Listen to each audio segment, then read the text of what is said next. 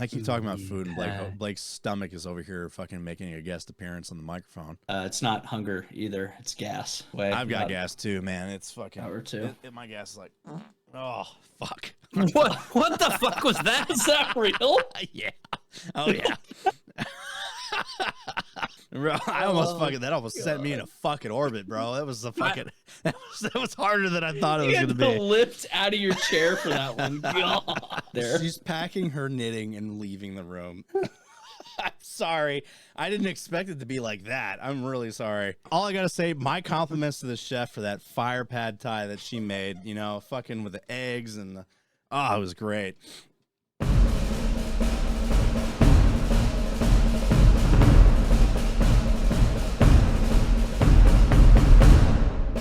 What's up, guys? Regiment in this podcast is brought to you by G Fuel, the ultimate energy drink for gamers.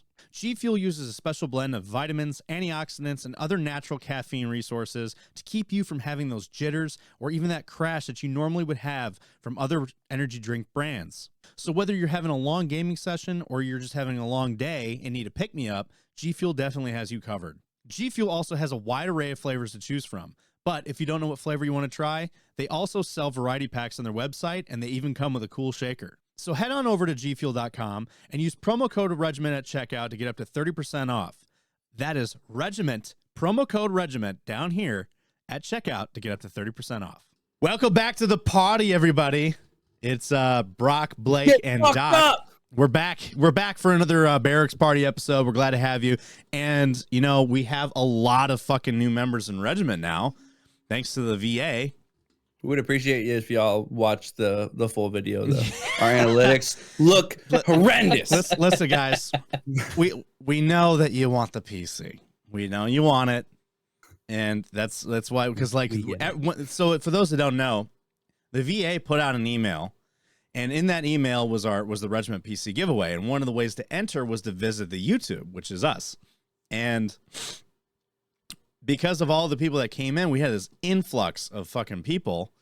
13,000 people. 13,000 people joined Regiment, and we ended up getting like almost 1,000 views on our last video, which is like crazy because we've never gotten that much.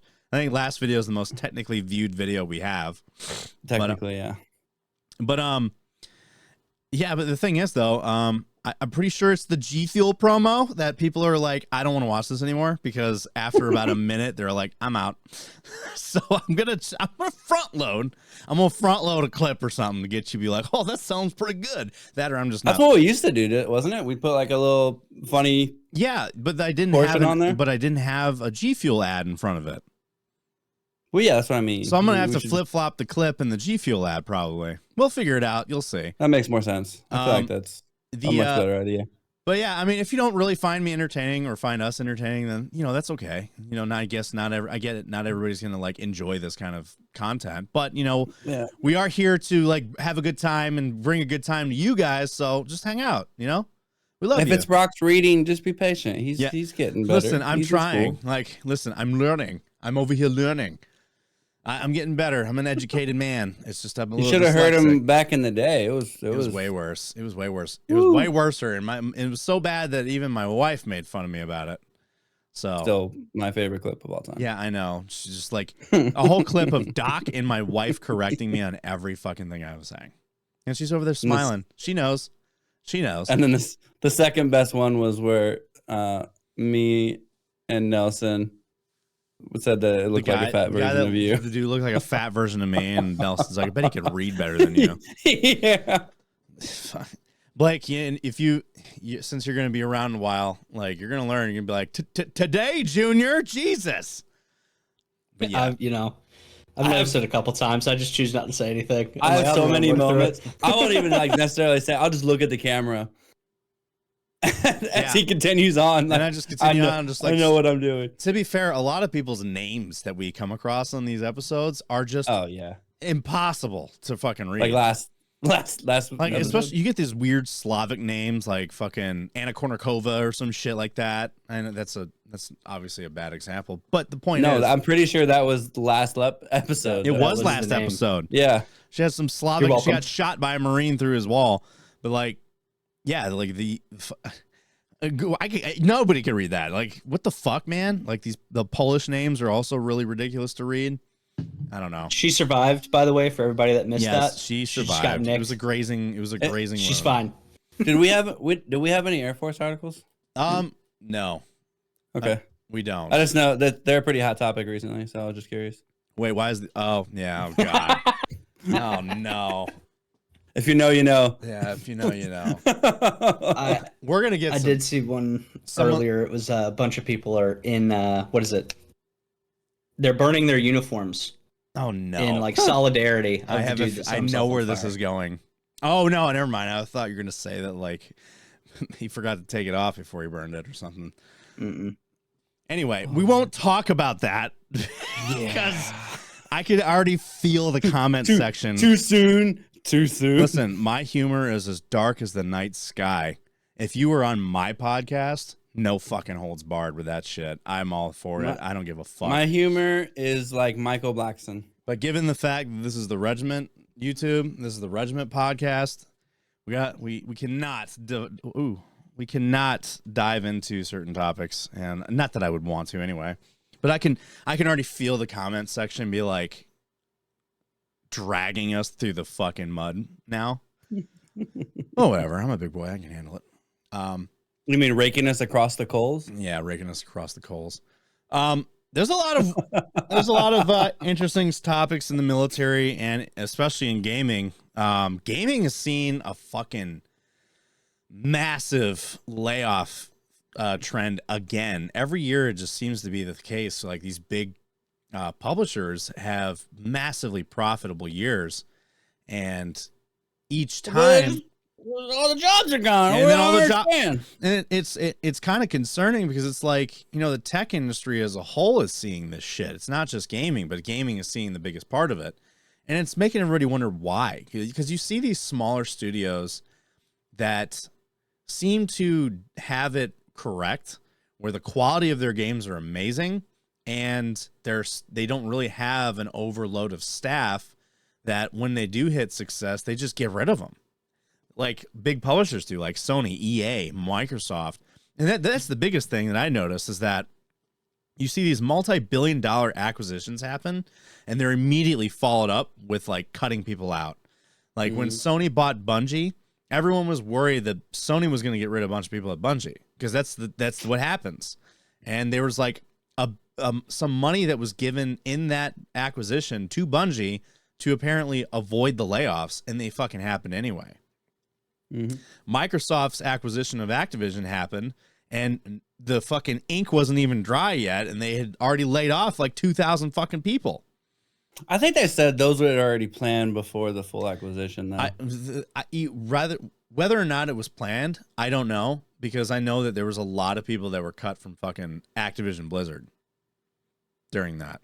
So who the fuck honestly knows? But like it's concerning because then like you see Sony laying off more people, because I think Sony earlier in the year already did a layoff wave, and now they're doing it again, and this time it was like 900 fucking people, and it was just it's crazy.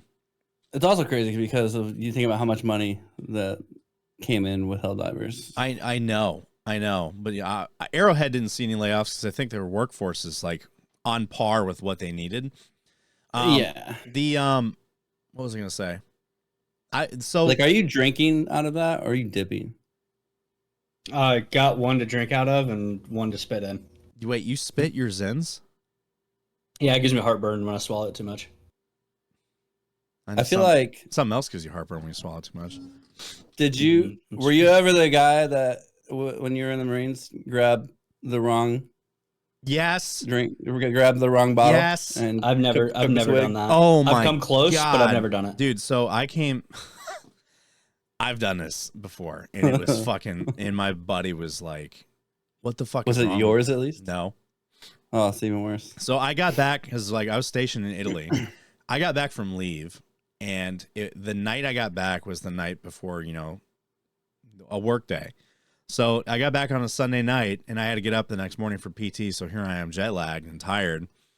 I get up for PT. I'm staying at my buddy's house, And I got a bottle of water and I started drinking out of it and I put it on the table and I'm sitting there and me and him were just kind of talking about like, you know, my leave. And I like reach over, I'm not paying attention. I grab the bottle and I take a massive swig and I'm like all over the fucking table. And he's like, what the fuck? And I'm like, and I was like, what the fuck, dude? He's like, why did you do that? I'm like, because I'm delirious, man. I'm tired. Like, why is your spitter next to my fucking water? So yeah, it wasn't even mine. Yeah, that was the worst part. It wasn't even mine. But I have also drank my own, which was also not fun. That just sounds horrendous. Oh, you want to die. Every time it happens, you want to fucking die because it stings and it's gross. And then the mental part of knowing what you just drank like hits you and you start like feeling the I gotta puke because you just drank another man's spit along with the dip that he had in his mouth for God knows how long. Just this immediate fun. Right hey, there. Fun gross thing happened to Alicia today. She was eating a strawberry and there was a worm in it. Worms. Oh, that's disgusting. Yeah. Multiple worms. Yeah. Was it a fresh strawberry? I don't know if it was fresh or not, but it was fresh from the grocery store. We just got them. And Did she wash them? It was inside of the fucking strawberry. It didn't matter if she would have washed it. You're supposed to soak them. You're supposed because a lot of the bugs will like drown out. My great grandma used to do this. You did wash them? This with She did wash them. You can hear but him? did she soak them? I must be really deaf then. Like you put them in this like you're gonna do dishes in the sink, and you just put them in the water. She's saying I know how to soak fucking fruit. You don't have to tell me about it. Clearly not, because she's out here eating fucking worms. She said she did it voluntarily. Anyway, How loud is your fucking audio right now? It's not very loud. It actually must be. Huh? Is it loud as fuck? Are you sure you're not just hearing it through the other headphones too? No, those are all the way down there. So you can hear them out of my headphones? I'm deaf. So Yeah, what? rating. Huh? What? Anyway, so yeah, I just have selective hearing. yeah, and yet the VA tells me like your hearing's fine. I'm like, no, it's not. But yeah, we have a lot of stuff to talk about in the military world. We have a lot of stuff to talk about in the gaming world. We're gonna get into it today. But I also want to welcome all of our new members to Regiment from the VA newsletter that came out. If you've gotten this far, if you've checked out by this point, I guess you won't know. You know what? Let us know. I want to know if you've even gotten this. Did you make it this far? Put a goddamn timestamp. Also want to front load this. Like and subscribe and share this video because it helps with the algorithm, and we could definitely use the help for it. And we love you and appreciate you for it. So yeah, we're glad to have you guys here. We're glad to be back. You know, I love doing the podcast. It's my favorite hobby. But yeah, I mean, it's fun for me. This is fun for me. I love sitting here talking with my friends and talking about video games and funny shit in the military. So let's actually get into, huh? I said, me and you've been doing this for a while. I've been doing it longer than you, boy. Well, yeah, but I'm saying me and you. This is true. Together. This is true, Blake. This is a whole new world for you, almost. It's a whole new world. That's where we'll be. All right, so I've seen that on Broadway too. That's cool. I'm glad. Did you go see Rent too? Anyway, I've never seen Rent in my life. I don't know what the hype is around it. Okay. So let's get Other started. than my own rent that's through the roof. Yeah, well, that's because you live in an apartment. What? Why is that so funny? He said, you seen Rent 2? Actually, I don't know. Okay, that's awesome. All right, moving on. This is regular for us. Yeah. Oh. Did you see Rent? No. All right. Anyway, so yeah, into our topics. So our first topic, Army is to increase minimalist food stations like kiosks for soldiers as dining facilities continue to lose money. And that's because the food's getting to be more shit. Woo! Dude, the fucking food in the defect sucks. And that's the thing that they fail to understand is the defect food is always dog shit. Unless it's an Air Force one, because those motherfuckers are nice. I've got fucking defect stories about my goddamn defect when I was in the Army. And we'll get into it when we actually get to this topic. Because Are you okay there, Blake? Yeah, I'm good. My ears are just being weird right now. So some new military recruits may have to enlist for 8 years of active duty if they want to get into the military. Sucks to suck, nerds. And you know what? We'll dive more into this. I kind of looked into it a little bit. It's the Space Force that they're talking about here. No. Yeah, I know. Oh no, you're gonna be a fucking Guardian of the Galaxy for 8 years. No. So yeah, we'll dive into that. We'll kind of, and there's more reasons behind it, and I kind of understand it, but at the same time, It's related to, because we talked about how like the Navy is changing theirs to 6 years of active duty. Yes. Well, no. Well, it's 6 years, but like if you want to not do be a reservist for 2 years. Yeah, no, I'm saying that it's getting related. In a way, yes. So it's like if you don't want to end up, because like Blake, I don't know if you heard that part, but like the Navy changed their thing that like new recruits either have to, if they're looking at it where if you do a 4-year enlistment, you have to do 2 years of reserves after you get out. So 6 years Like- total. Like active reserve kind of Yes. deal? Yes. Not IRR? Right, correct. Huh. And if you want to avoid that, you have to do a 6-year enlistment. And they Shit, might as well do and they 6 dropped years. this during holiday block leave, Yeah.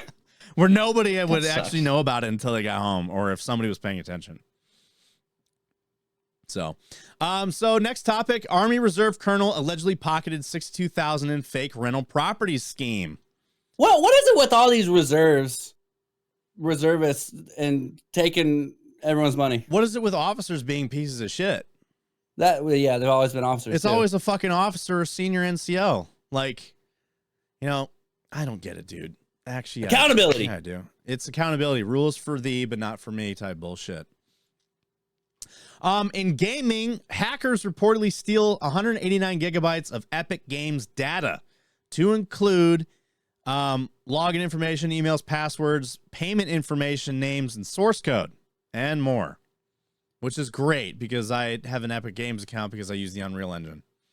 Super fun. And then Blake plays Fortnite, so. I play on my PlayStation, so unless Sony gets hacked. So I'm good. several Steam games changed their names to Helldivers 2 and Palworld to scam players. But the games were removed by Steam and Valve. Like, are they gonna be sued? What's gonna happen here? Something's gonna happen. I guarantee it. Like, they can't just keep that money.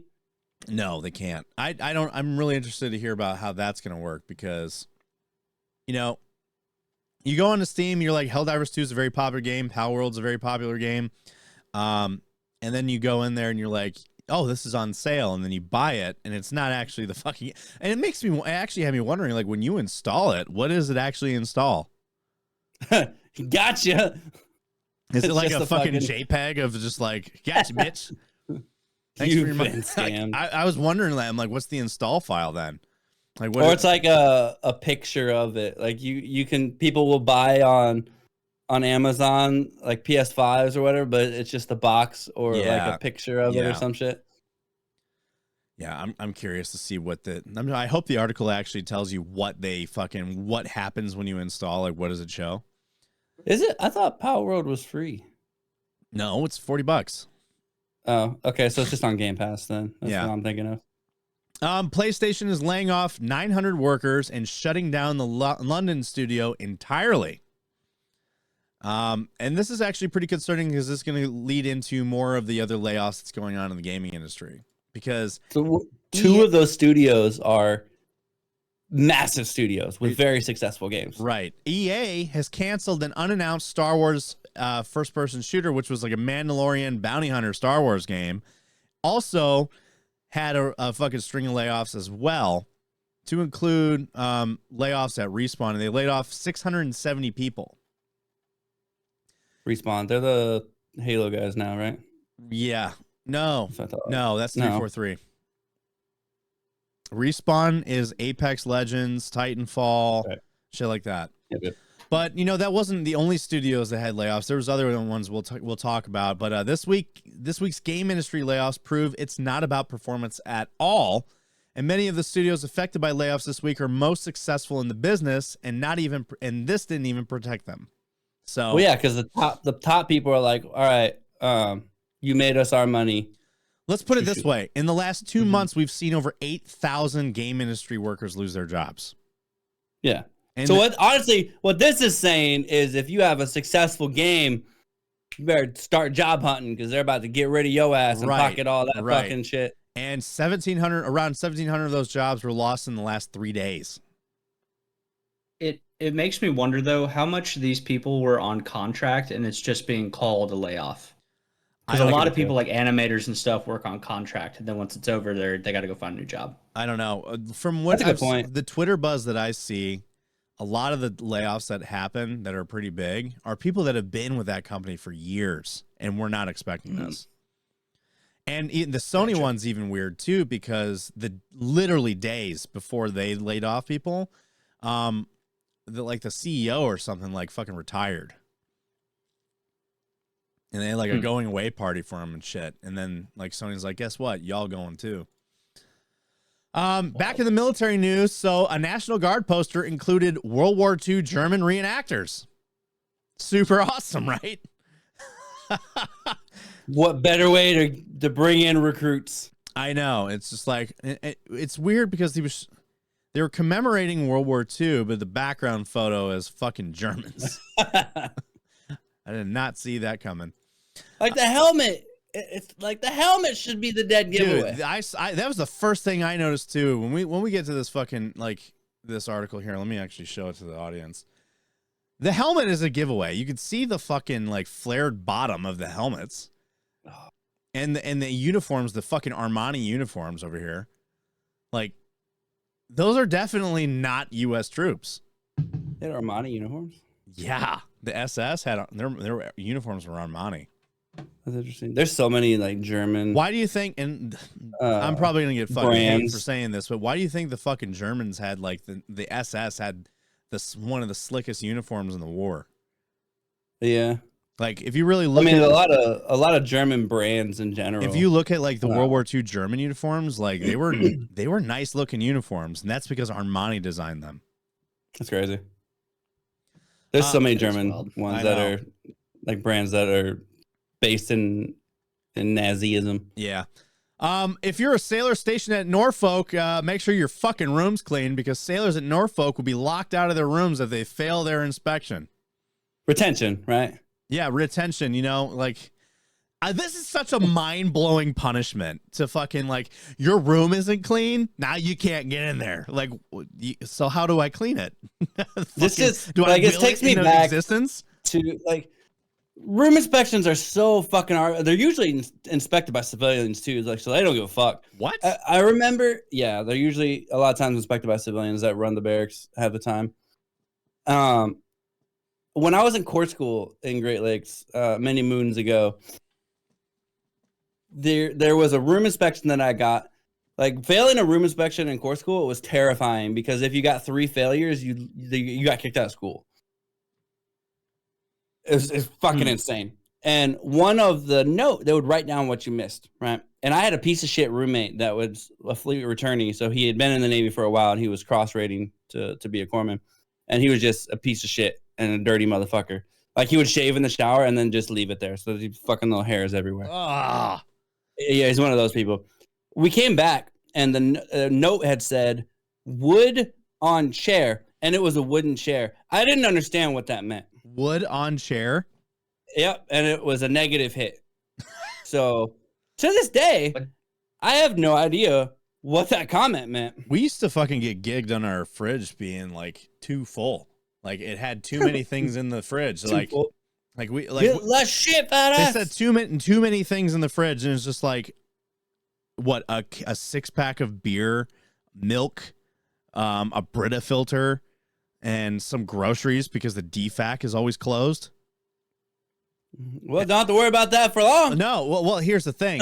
This DFAC talk that I just said that I'm going to talk about does kind of coincide with this fucking bullshit that we're going to talk about with the whole like minimalist food solutions. Because let me tell you, dude, the fucking Army DFAC and probably the Marine Corps DFAC too. Well, then again, the mess for you guys is probably different than our DFACs.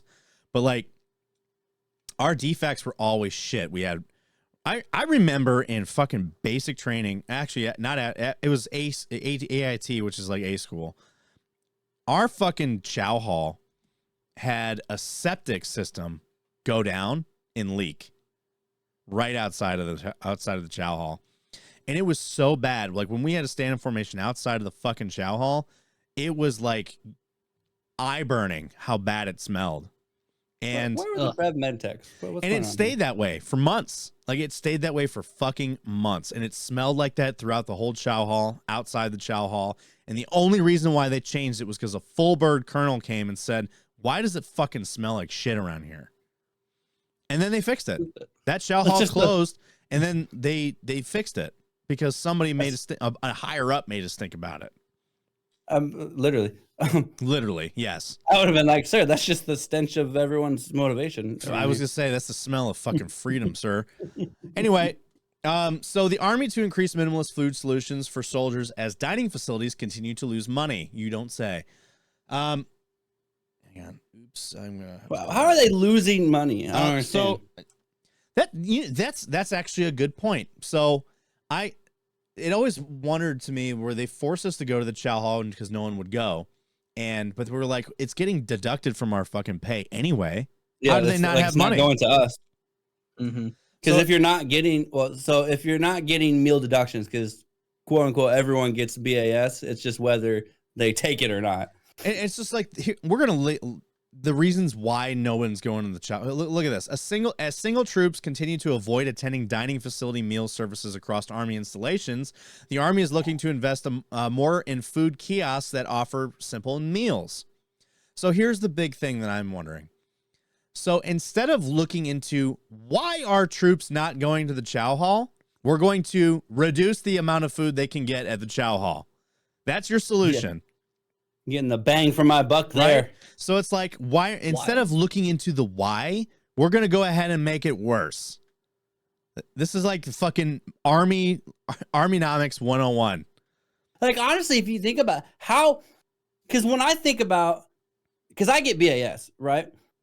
And there's only been a handful of times other than deployment when I haven't gotten BAS.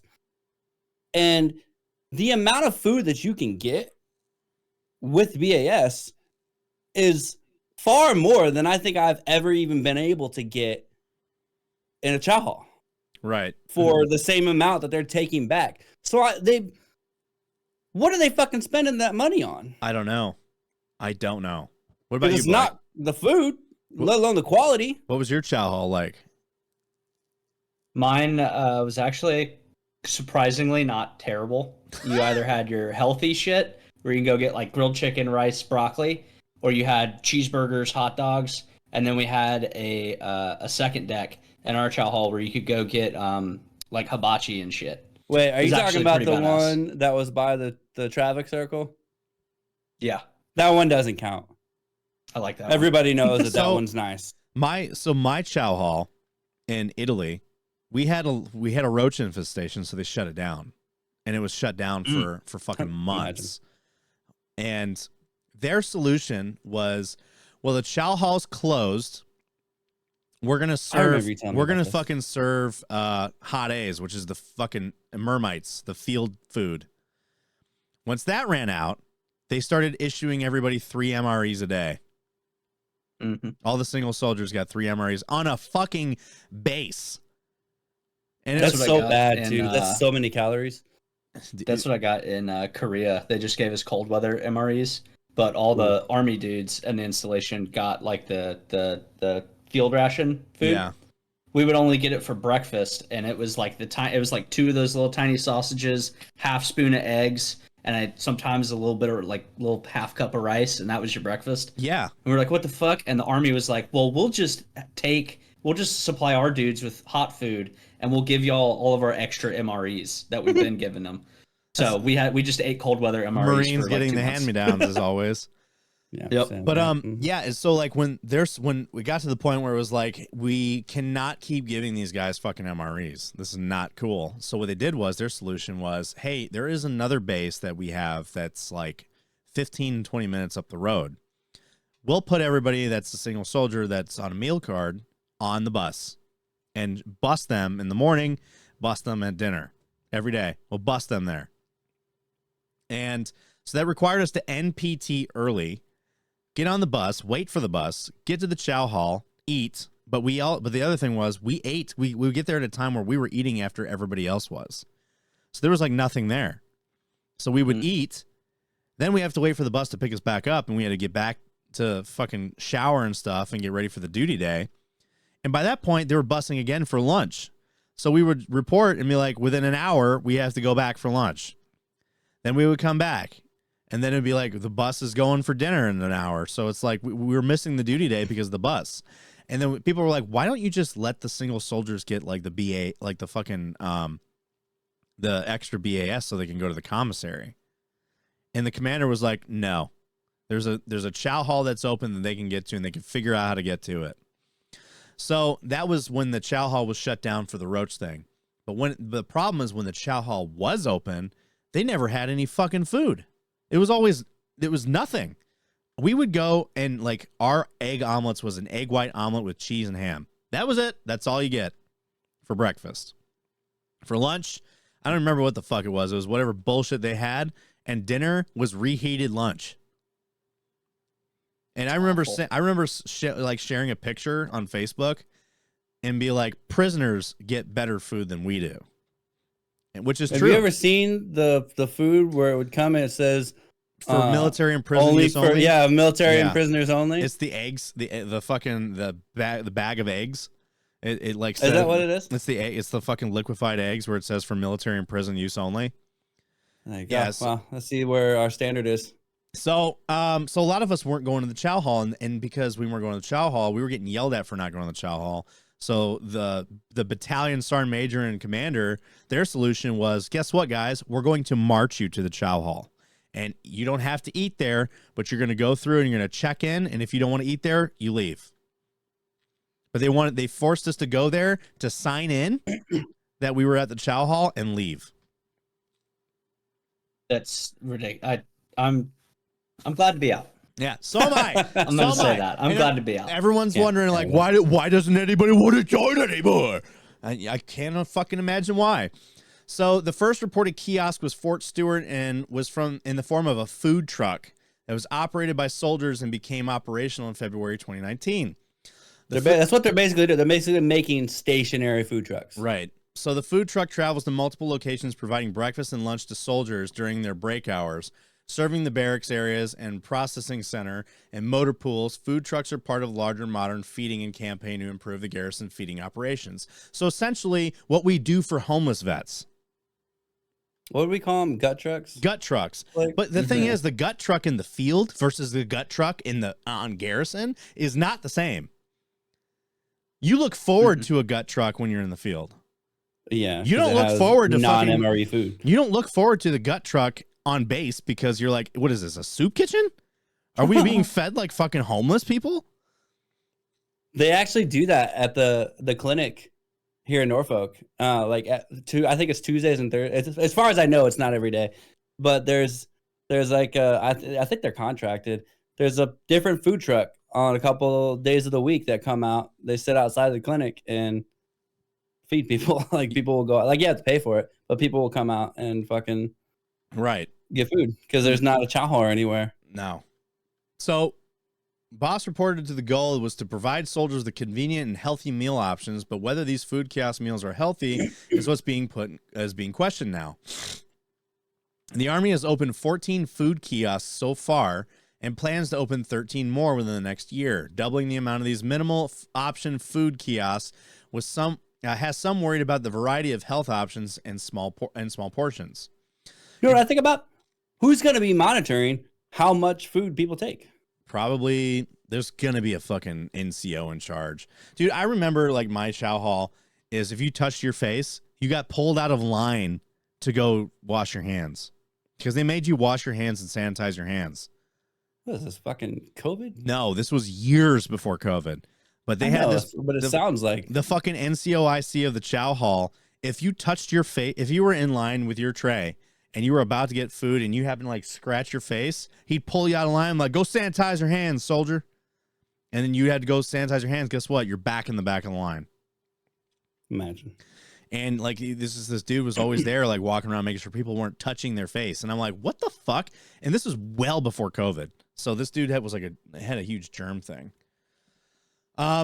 So in 2021, Sergeant First Class Karina Balto cited numerous reasons why soldiers avoid dining facilities. They're increasingly far away for the soldiers where the soldiers live and work, and they have extended our regular work schedules so that they're not conducive to the DFAC hours. True. And there are usually a wide variety of dining choices right outside the gate. True. The Army's plan to combat soldiers paying out of pocket for meals, mostly fast food, including Burger King and Popeyes, was to bring the healthy meals to them and put them in the grab-and-go kiosks.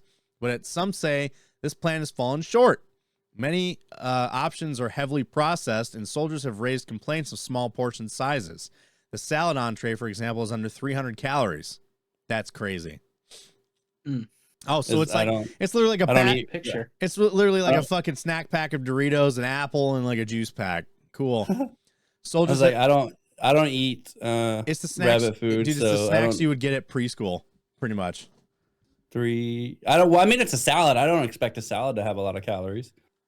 Soldiers have also made numerous complaints about Army DFAC food, such as being served raw chicken, lack of variety, and small portions. That's so true. That's Raw the chicken worst part. all the time. Dude, yeah, raw Chicken's like half the time raw. I never ate the chicken in the DFAC, mostly because it was always undercooked. Always. That's what makes me the most afraid to eat anything that's cooked by or even heated up by the military, because I know it's never gonna be cooked all the way through. No, it's not. And the reason why is because they have a time that they make them cook it for, regardless of if it's thawed or not. And it's like, once that timer's done, like, it's done. Fucking serve it. And it's like, it's not done. So the losing money portion. The declining use of dining facilities makes it hard for Army planners to continue investing in the facilities, as they require up to 50 staff to operate. A lot of soldiers are choosing not to eat at the DFAC, said Colonel Steve Erickson. This is a problem because the Army is losing money and soldiers are paying out of pocket for food. We are seeing that there are certain times, such as the weekend mornings and Friday nights, where soldiers are not going to the DFAC. Now, here's the other funny thing about that. In Italy, the only way they're losing money, though, is by the amount of employees ultimately. Because whether the soldiers go to the DFAC or not, that doesn't affect that money, because they're not getting that money regardless. Even still, so like my chow hall during the whole Ukraine thing, when it first started back in 2014, we were constantly rotating to the Baltics. So there wasn't many people there. So what they would do is the chow was only open on certain days and at certain times of said day. But we were leaving without any fucking option for eating during that. So it was like, that was one of the big pushes for like giving us like separate rations so that we can actually go to the commissary and buy food. Because some of the barracks had stoves in them. They were the new ones, and yeah, there was like two barracks buildings that had fucking they were actually like a fucking apartment. But the rest of them were just like a warehouse room. So the some of us that did have a stove, we were like, give us separate rats so we can actually make food. And it even got so bad that like, cause Saturday mornings, or was it either Saturday or Sunday mornings? I think it was Saturdays. The chow hall was closed for breakfast. It wasn't open. So what I did was I would go to the commissary, have everybody pool money together to like whatever they wanted me to cook, and I would cook everybody breakfast. We used to call it breakfast at Uncle Brock's. Everybody would come, because I had like a little table in my fucking barracks room and a stove, and I would make bacon, eggs, like pancakes, whatever they wanted. And like whatever, it was like, bring your own food and I'll cook it for you. Actually pretty awesome. I took care of my guys. What can I say? For the whole not going on the weekend thing, first of all, it's the weekend. Last thing I want to do is be around a bunch of people, you know, that look like me with the same haircut and all this shit. And then, God forbid, I run into some higher up who's just super motivated because he hates his family and doesn't want to be there. So he goes to the chow hall to pick on people and shit. Why didn't you shave this morning? I remember. That's actually where this is going. It was a Saturday. I was like, I just got up. I was hungover and shit, and I was like, barely any stubble, you know, like whatever. I'm just gonna go get food, and I'm coming back to my room. I don't care, whatever. I'm walking there. I'm at the front door, and I pass by this like it's like a staff piece or a gunny, and he's like, "Hey, killer," I'm like, "What's up?" You know, we're in civvies. And he's like, "The fuck's on your face?" My face. My face. I don't know. And he goes, "Did you shave this morning?" And I was like, "I just woke up." Like, no, I didn't. I just wanted to come eat really quick. And he goes, "How about you turn around and go fucking shave your face?" Mind you, the chow hall closed in like 20 minutes. So I was like, I guess I'm not gonna eat at the chow hall today. So I just turned around and went back to my room. Went and bought something from fucking the PX or something. And I was like, no. And that's what they want to bitch. Why are soldiers not going to the fucking chow hall? It's like, well, you have like Command Sergeant Major Hua over here that wants to fucking like pick on people that are there. You don't want to go to the fucking chow hall because you don't. It's like I don't want to. Did you have to be in uniform for that? No, you What? don't. No. So why the fuck? That's what I'm saying. Well, it's that whole mentality of like, you're always a Marine. You must always look presentable. It's like, dog, it's the weekend.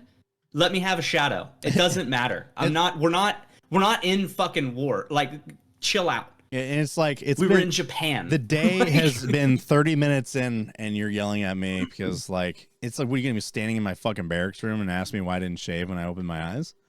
That's almost how it fucking feels. We even had like senior NCOs at. This was fucking crazy. We would have senior like sergeant majors and shit at airports picking soldiers out when they were flying back and asking them why they weren't shaved and stuff. And like I remember, and I got yelled at in a fucking airport because not only did I not shave, but I had a fucking Harley Davidson shirt and a fucking camo backpack because it was the only backpack I had. And I was flying back. I had just gotten back from emergency leave from a funeral. And it was from the States to Europe, so I was jet lagged as fuck. And as I'm walking, I'm picking up my check-in, and this guy walks up to me. Mind you, we're overseas. We're at fucking high alert. ISIS is a huge thing right now. Dude walks up to me, can't recognize him, and he's like, "Hey, soldier," and I'm like, "Excuse me?" And he's like, "Don't you know what OPSEC is?" And I'm like, "Yes." "Who the fuck are you?" And he's like, "I'm Sergeant Major so-and-so." I'm like, "Okay, why are you yelling at me?" He's like, "Don't you know what OPSEC is? You're walking around, you're a walking red flag. You got a target on your back. You got a camo backpack, a U.S. Harley Davidson t-shirt. You haven't even shaved." And I'm just like, I've been on a plane for fucking 8 hours. Someone hungry over there? I heard someone's tummy growl. Don't worry about me. Anyway, While we're talking about the food article too. so dude's bitching at me for the way I'm dressed and the fact that I didn't shave, and I'm just like, and I was so fucking over it. And I'm like, "Yeah, cool, thanks." And he's like, "Who are you?" I'm like, "Don't fucking worry about it." And I got in my buddy's car and we left. I never met this guy in my life. I'm like, "I don't even know that you are who you say you are. I've never seen you before." He's like, "I'm the fucking USER Sergeant Major." I'm like, "No, you're not. I know who the USER Sergeant Major is. You're not him. I don't know who the fuck you are." You should have looked back at him and been like, "Hey, OPSEC, right? Maybe don't talk about what you do for the Army and your rank and shit out in public." I did. I was just like, "Why are you yelling at me?" And like, you're yelling your rank and your fucking title, like in the middle of a European airport. I said, we're out in the fucking economy, man. Who gives a shit? If anything, you're putting a target on my back because you're yelling at me about it. Mm-hmm. Anyway, we're digressing too goddamn much. Hang on. So, of course, the Air Force is getting suggested here. So, he suggested an idea the Air Force tested and turned out to be extremely successful. You mean feed everybody? By bringing up airmen's attendance at dining facilities. I can't imagine why the Air Force has good attendance at dining facilities. Could be the lobster tail. I don't know. Amazing. I know they are. If we offered college-style meal plans where the soldiers provided with, say, 10 to 14 meals throughout the week, and then given a reduced basic allowance for substance for the rest of the meals, that would save both the Army and the soldier money, he said. The business model has to take over at some point. Yet Army leadership refuses to fucking do it. That's the thing. Dude, look at when this. I went to this paragraph alone literally highlights the solution. And the Army, the Department of the Army is like, "Nah, I don't think that's going to work." Fuck your logic. It's like the Your Air Force. Science and logic the Air and Force, studies. The Air Force. Well, what? You know what it is. It's that whole like, well, back in my day mentality. It's like, it worked for me, it'll work for them. You know what I mean? when That's the the Air whole. Force, That's what stops progression with fucking all of our branches and shit. They're just like, oh, fucking. I know. that's why the Air Force is just the most successful. They were created at a later date, and they're like, we're not doing any of that. Look, stupid the fucking stats shit. were even back in 2012. In 2012, the Army reviewed the Air Force's Food Transformation Initiative and found it resulted in a 67% increase in junior airmen going to the DFAC. Despite the findings, the Army planners still intend to double down on the food kiosks. Like, you have the solution, but you choose to fucking ignore it. That's the thing that drives me insane about the fucking military. It's just like you have the obvious solution in front of your face, yet you willfully ignore it. Like, The best part is the the ones cognitive making dissonance. these decisions are the ones not eating at the fucking DFAC. Right. And the ones exactly that. The ones that are not the ones that are making the decisions don't go to the chow hall except to bitch and harass people. And that's the fucking thing. It's just like you have this like, hey, research shows that this works. No, I don't wanna. We're gonna give everybody fucking kindergarten snacks out of the kiosk, like out of the Get gut that truck. witchcraft out of here. And then look at this. It says even if the Army adds healthier options, it is really up to the junior soldiers to show more demand for them and have them stay on the menu. Considering many soldiers requested beer and cigarettes to be sold at the kiosk, it doesn't seem too likely. That's fucking Army right there. That's honestly their way of saying that, like, yeah, if you sell beer and cigarettes, I'll fucking go. Like, get me some dip and shit like that. At least cigarettes and dip. At the very least. But it drives me insane, like, especially knowing that the Army actually looked into a research to, hey, the Air Force did something. Why did that work? They see, oh, wow, that's how that worked. Yeah, we're not doing that. And like, why? It's like you're choosing not to do something and then wondering why it's not working. Honestly, I see there's a lot of stuff that the services could look at the Air Force does that works very fucking well. Yeah, it's And they almost have like the Air evidence to Force. show it. And it's like their stupid pride. They're like, no, fuck those guys. We're not gonna do it that bullshit, that pussy way. Dude, it's almost We're like, gonna do it this way. you know, it's almost like the Air Force treats their airmen like people. You know, I don't know. Crazy. It's fucking crazy. insane. It's almost like people that join the military are actually people and not just a cog in the wheel of the military industrial complex. But that's just me. Boulder Dash. Boulder Dash, treason. All right. So speaking That of sounds like treason to me. speaking of cool Kush branches that really fucking, you know, no one gives a shit about, we're gonna talk about Space Force. Coast Guard? Oh. Okay. So some new military recruits may have to enlist for 8 years of active duty if they want in. You know, for our Space Force guys out there, we care about you. We We're do just care gonna make about fun of you. You got to be made fun of because you're new. You're the new kid on the block. You got to get your licks in, man. You know, And you get treated like a person, so of course we're gonna hate you. I know. And then like your career path also sets you up for extreme success when you get out. And the rest of us are just fucking stupid. So Yeah, so fuck you guys. So a branch of the U.S. military is considering 8-year active duty enlistment contracts in what will be the longest active duty terms for first timers since the peak of the global war on terror. So you get to do more service, but no GWAT. Sucks to suck, nerd. I say that because I got a GWAT, bitch. The United States Space Force is looking But to make. did you get a GWE? No. Exped. Okay. Are you expedited? What do you mean? Expeditionary. Expeditionary? No. Even though we should have, but no. Well, maybe it was. I didn't know if it's different or not. It's different. It's the ones that like, hey, here's your GWAT, and the other one's like, hey, here's No. your GWAT. You went somewhere. It's like a campaign ribbon if they don't have a specific campaign for it. I don't know. I gotta look at my fucking thing. I gotta look at my DD-214 and know if it's an E or not. Anyway, So like before Syria got their own ribbon, they would get the GWAT Expeditionary because I do have the GWAT Expeditionary That's fine. I was just because I joined in like 2011, so that was when they were still doing that one, right? Mhm. I don't understand what you're fucking saying. listen. It doesn't matter. Anyway, so the United States Space Force is looking to maintain a dedicated personnel base and grow experience as a way of preventing losing expertise amidst recruiting shortfalls and high turnover across the military. It's interesting that the Space Force says they have recruiting issues because of how fucking insane it is to get in there. You have they to don't be really Air Force. have recruiters. They No. use Air Force for their recruiters. Right. You have to, and then you have to apply to talk to a recruiter. You can't just go to the Air Force and be like, hey, I want to join the Space Force. I'd like to talk to a Space Force recruiter. It's like, here's your application. Like, but I wanted to talk to a recruiter about my options. Like, we're not even going to give you options until you submit this application. Cover letter on your resume, too. Chief Master Sergeant of the Space Force, John Bentavegna, Oh my God, here we go again. claimed the long terms are because it makes considerable amount of time to takes considerable amount of time to train Space Force Guardians, only for them to leave the service after a 3 to 4 year stint. So this is what I was telling you, Blake. Certain MOSs will have a 6-year enlistment because it just takes longer for that school to go through. And we'll use Campbell as an example. May he rest in peace. But Campbell was in a 6-year enlistment because of how long his school was, right? Yeah. Doc, I'm listening. I'm asking. Oh, I mean, the Navy does the same thing. No, so that's what he was in his, like, because like when even like up and before he passed, like he was still in AIT, right? No. No? He'd been out of his job for a while.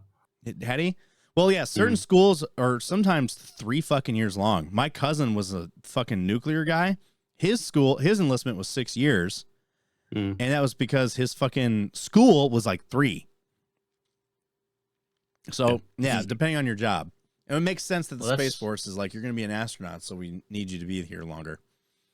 That's like going security forces in the Marines. You do 2 in security forces and then, or 2 to 3 in security forces and then like 3 to 4 infantry, which sucks. You go to the infantry as a NCO, but you're a little baby boot because you haven't done actual infantry shit in a while. Right. But you get a team or a squad and you're like, I don't know what I'm doing. Just because you are fast doesn't mean that you're high speed. So I know 8 years is a big commitment to make if you're 20 years old or 21 years old, Bentavenga said. But let me explain to you. The training you'll get, the opportunities you're going to get, the experience you'll have, it takes time, which, yes, I do agree. Some of these things, it ain't no overnight shit. While all enlisted troops across the armed forces are already required to agree to at least 8 years in uniform, half of it is generally the amount of spent on active duty, while the remainder is in active reserve status. Guardians getting on board with the 8-year stint would have no individual ready reserve time, and the Space Force would get their money's worth out of a recruit. A Guardian's journey doesn't end at the traditional 4 to 6 year mark, which enables a service to build the technical depth and expertise we need for great power competition.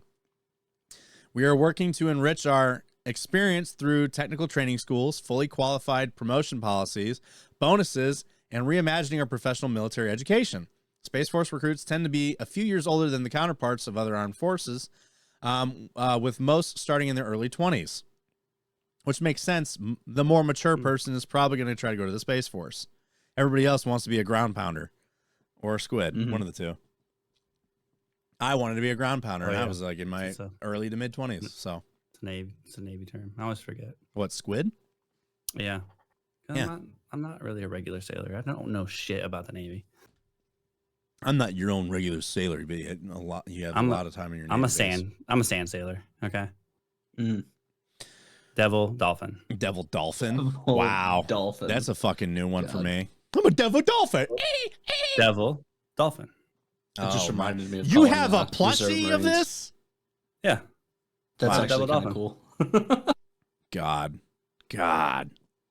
You have a plushie. Just of- reminded has me a of the name, nickname too. For, I can't remember what it is. just reminded me of the nickname for Reserve Marines. Simper sometimes. Semper sometimes. That's so good. I like that one a lot.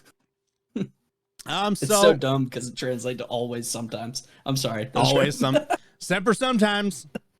And then for the fat ones, it's Semper Pie. Mm. I love pie. Too. I keep talking about food, and Yeah. Blake's stomach is over here fucking making a guest appearance on the microphone. It's not hunger either. It's gas. I'm real farty. You're gonna have to poop, huh? Later. Yeah. It's making its way. I've got About gas too, man. It's fucking. Hour or two. My gas is like, oh fuck. What the fuck was that? Is that real? Yeah. Oh yeah. Are we about to have another episode? Check your Oh. shorts, dude. Oh, bro, that was bad. Oh, Are we about to bro. have another episode of like if you could smell it in here? If only you could smell it in here. Bro, that almost sent me in a fucking orbit, bro. That was a fucking that was harder than I thought it was You gonna had to be. lift out of your chair for that one. God. I could make hear the water in that fart. There was no water. There was no, but the look on both your faces was a pure fucking shock. You're just like, damn, was that even real? What's shocked should be your pants. I'm just like, Oh man, he's sitting in some stew Oh, right dude, now. dude, He might need to go wipe. bro, it's bad. It's not a good one. It's not a good one at all. Oh my dude. My wife's God. over here looking at me like, Go why? check them shorts. I can Why? see the comments She's back. now. He just shit his pants and stayed there. She's packing her knitting and leaving the room. I'm sorry. I didn't expect it to be like that. I'm really sorry. You know, at least it Tell you wasn't what, on the microphone honey, this time. my And then comp- you proceeded to use the microphone. All I gotta say, my compliments to the chef for that fire pad thai that she made. You know, fucking with the eggs and it was great. Whew, man. I think we found our opening clip. So,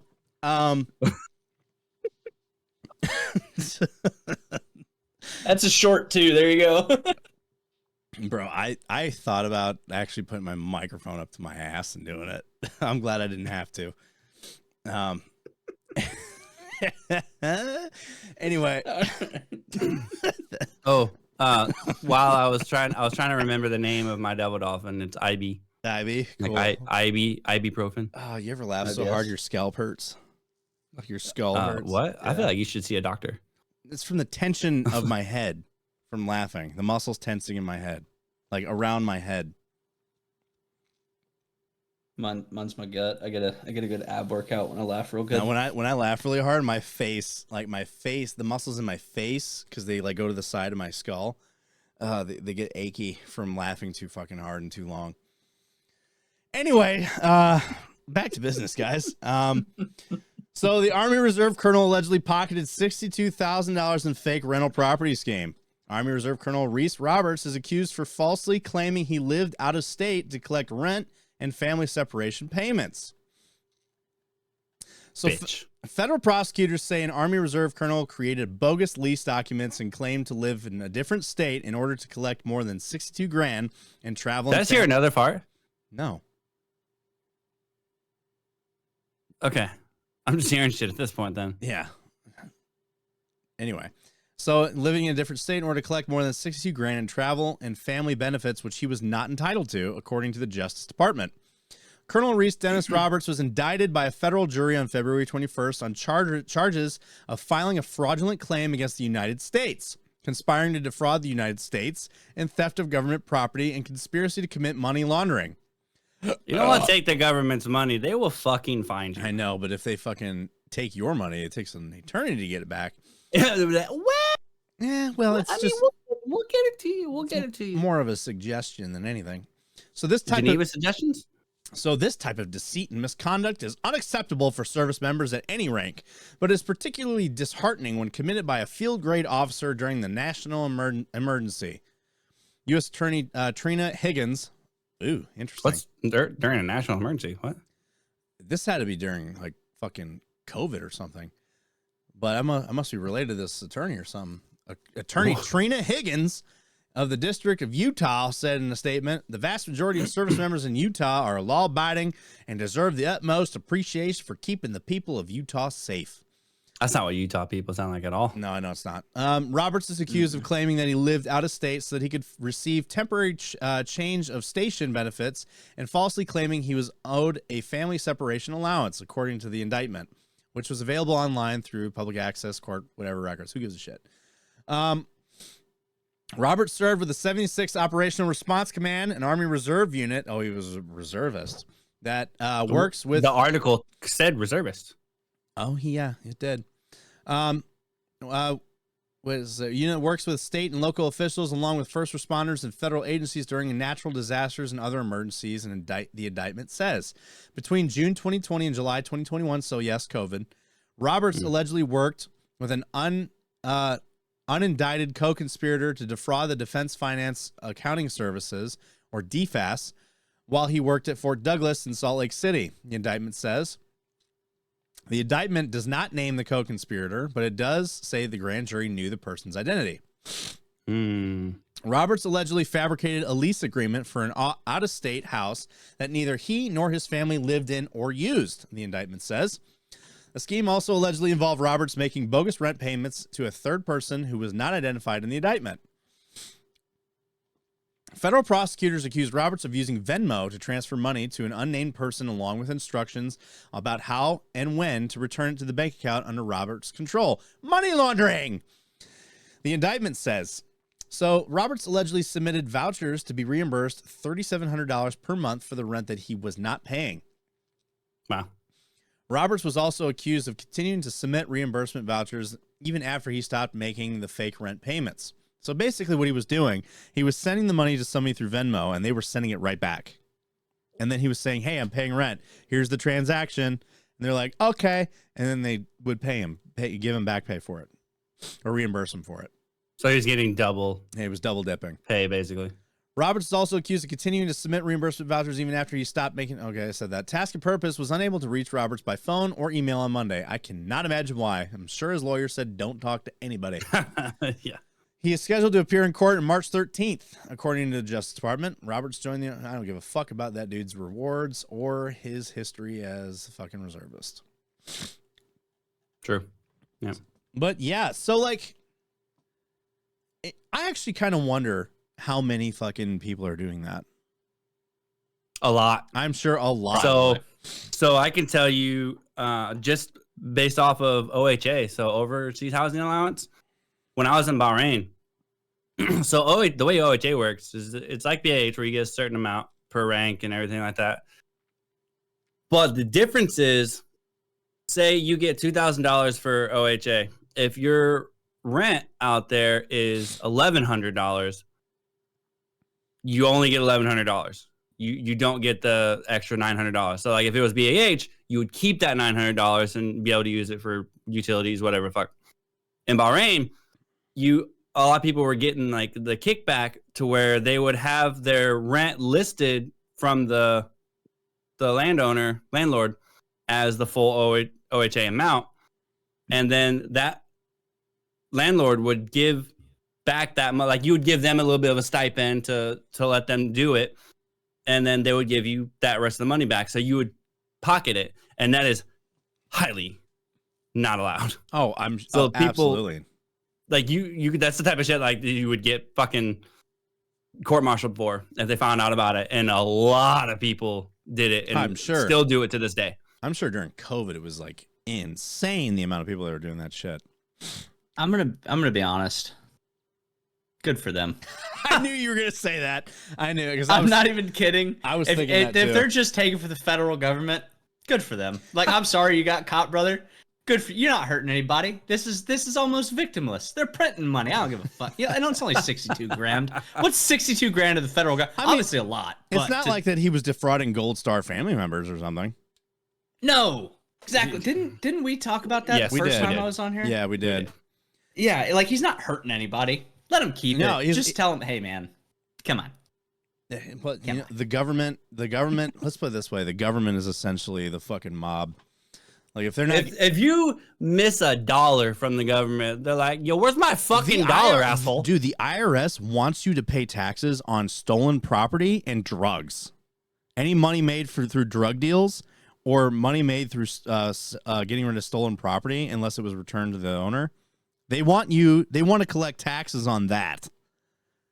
Like, Dude, I can't believe the whole Venmo thing. They're like, if you make over $600 on Venmo, you need to get taxed for that. It's like, dog, what if some 18-year-old kid gets a gift from his grandma for Christmas of $1,000? You're gonna tax his grandma's gift to the kid? Absolutely. You fucking kidding me? And if that kid doesn't fucking know exactly how much taxes he needs to pay for that, he's going to fucking federal prison, guy.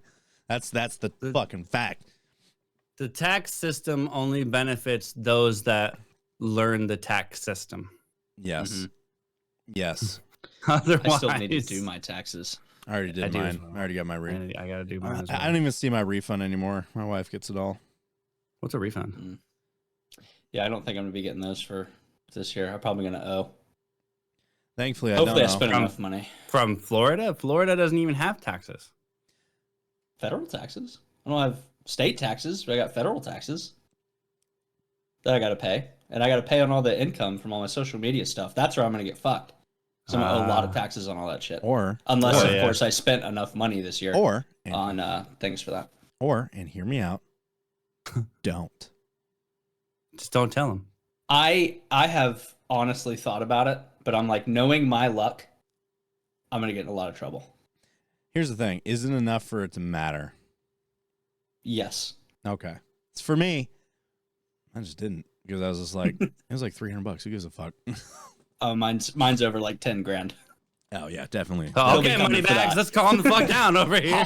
Not money bags. I don't even make enough for my 9 to 5. Okay, that shit has kept me barely above we got a water. we got a goddamn social media celebrity here, boys.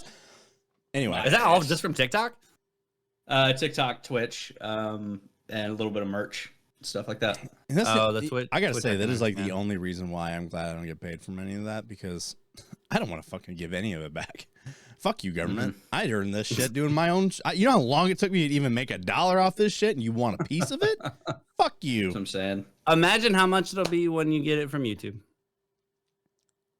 Bold of you to Let's assume. Oh, you're talking about his Rub- YouTube. I'm like bold of you to assume that we're gonna get shit for this YouTube. No. Blake's YouTube. Yeah.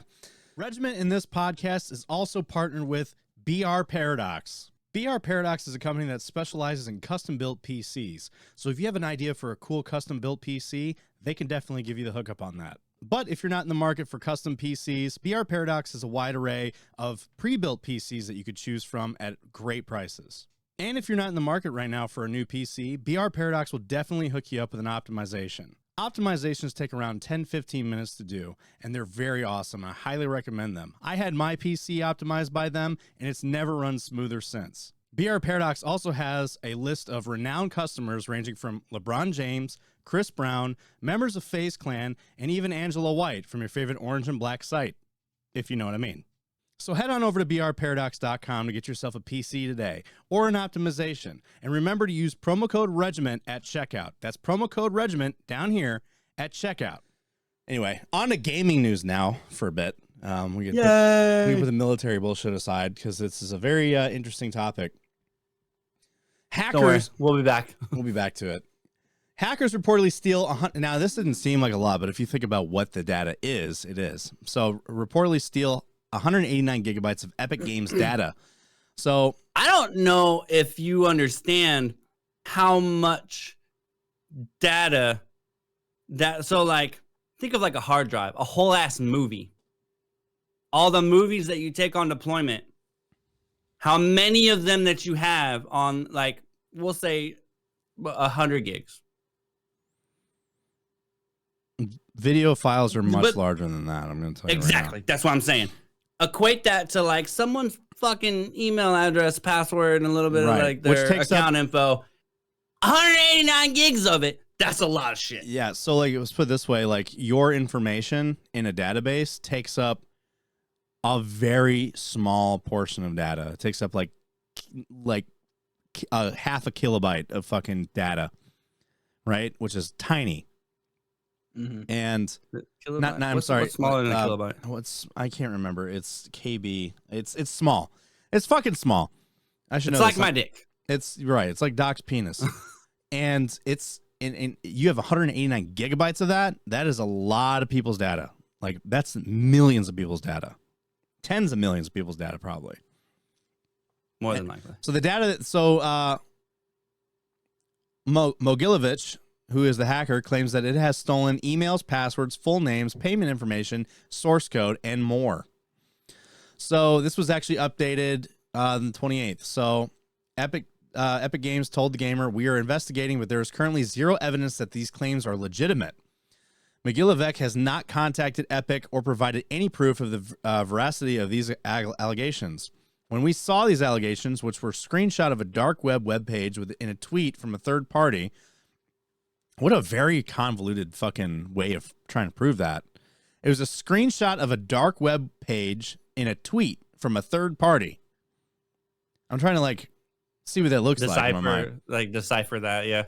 We began investigating within minutes and reached out to Mogilevich for proof. Mogilevich has not responded. The closest thing we have seen to a response is his tweet where he says he allegedly asked for 15 grand in proof of funds to hand over the That's nothing. That's nothing at all. 15 grand for all that data. He could get far especially, more for that. especially if it's people's payment information, like banking info, like your people's cards, sign-in It's not information. real. It can't be real. You want 15 grand, and even though you have access to all that fucking money, and you're holding all that money hostage, and all that data hostage, and you only want 15 grand for it? That's Maybe it's like a hacker with a conscience where he's like, "Yeah, I'll give this back to you for a cheap price, but if not, I'm gonna sell it for fucking millions." so. Ransomware group Mogilevich claims that it hacked into Fortnite developer Epic Games last night and stole 189 gigabytes of data comprised of emails, passwords, full names, payment information, source code, and more. As reported by Cyber Daily, the Mogilevich spokesperson said that the data is currently up for sale and that it has given Epic Games a deadline of March 4th to pay. However, it has not asked for a specific amount, posted proof of the hacked data, or said that it will happen if Epic Games does not agree, or what will happen if they don't agree. So it seems like a bluff, honestly. So Yeah. in their quote, they said, "We have quietly carried out an attack on Epic Games servers. If you are an employee of the company or someone who would like to buy the data, click on me," referencing a hyperlink to the site that takes you to the group's contact page. Weird.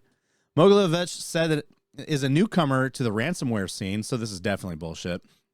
Its first attack was carried out. Its first attack was carried out as recently as February of 20th, only 8 days ago. However, in just over a week, it has accumulated 4 victims, including Epic Games. The first was Nissan, subsidiary of Infinity USA, followed by Bizarre Voice and Ireland's Department of Foreign Affairs. So they're out of the UK. We are Mogilevich, the group said, announcing its formation on February 18th. Our agenda is to severely punish companies and corporations that fail to keep their infrastructure under control and security. Our operators are skilled pen testers in contrast to other groups like ours in which they lie about their purpose. We agree from the beginning that we are doing it for economic interest. So that could be why the price is small. Like I said before, it's like they're trying to do it to be like, "Hey, we don't really want to fuck you, but we will." So it sounds like they're just trying to get paid for their services. Yeah. That's what Yes. they're trying to do. And Essentially. like pointing out, "Yo, you got some fucking issues, fix them." However, we still want to be paid for figuring this out for you to get all this data back. Otherwise, we can sell it for millions. Your choice. Right. So similar data was alleged to have been taken from other 3 victims. In the case of Infinity, Mogilevich claims that it acquired vehicle identification numbers, first and last names, addresses, zip codes, mobile numbers, emails, and passwords.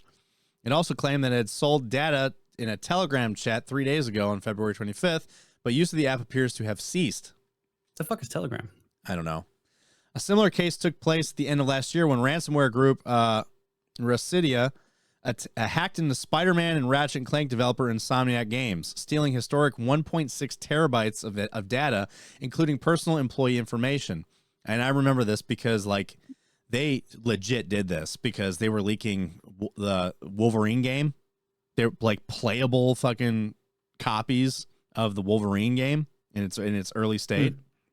Well, maybe if they hadn't laid off all the people. Which just happened. So the hack happened at the end or at the beginning of the year, or was it the end of last year? Similarly, it threatened to leak the data if Sony did not pay, but it had a number in mind, asking for $2 million in Bitcoin. Ultimately, Sony refused, and the data was shared online. However, Mogilevich has yet to prove that it has stolen the data, so this could be an elaborate scam, given how this new group is, considering the fact that it has not asked for a specific amount, unlike Residia. Or Ricida, whatever the fuck they're called. It is very interesting that, I feel like it's not really right though to fucking play that game, no, you're looking at fucking prison time. especially for the price that they're asking for. You know what I mean? Sony's like 2 million, suck my dick, and then fucking billions of people's information shared on. They're like, "Oh, you don't want to pay? All right, here you go, black market." Not only that, but here's the game that you guys are working on. Exactly. And then these guys, they're like, you know what? We're trying to show you got some shit you need to fix. 15 grand. And they're like, suck my dick. Multi-billion-dollar company. Yeah, You exactly. either get prison time, Well, here's or you get so hired by the government. On the flip side of that, Yeah, though, exactly. if Epic were to cave in and actually pay for this, it's incentivizing it to continue. Yeah. I mean, there's going to be negatives no matter how you look at this. Yes, the negative reality. the inaction equals everyone's shit gets sold. Yeah. Action incentivizes them to keep doing it, or other hacking groups to think that they can also get away with doing it. I think you gotta weigh like which outcome is worse ultimately. In my honest opinion, having everybody's And fucking honestly, payment I would say information that the information going out is worse, but that doesn't affect the company. They don't give a fuck about that. That's not No. gonna affect them. That's the only reason why they won't do it, is because they know the only people that it's going to affect is us or whoever has an account with them. Yeah. It's not going to Fuck affect 'em. them.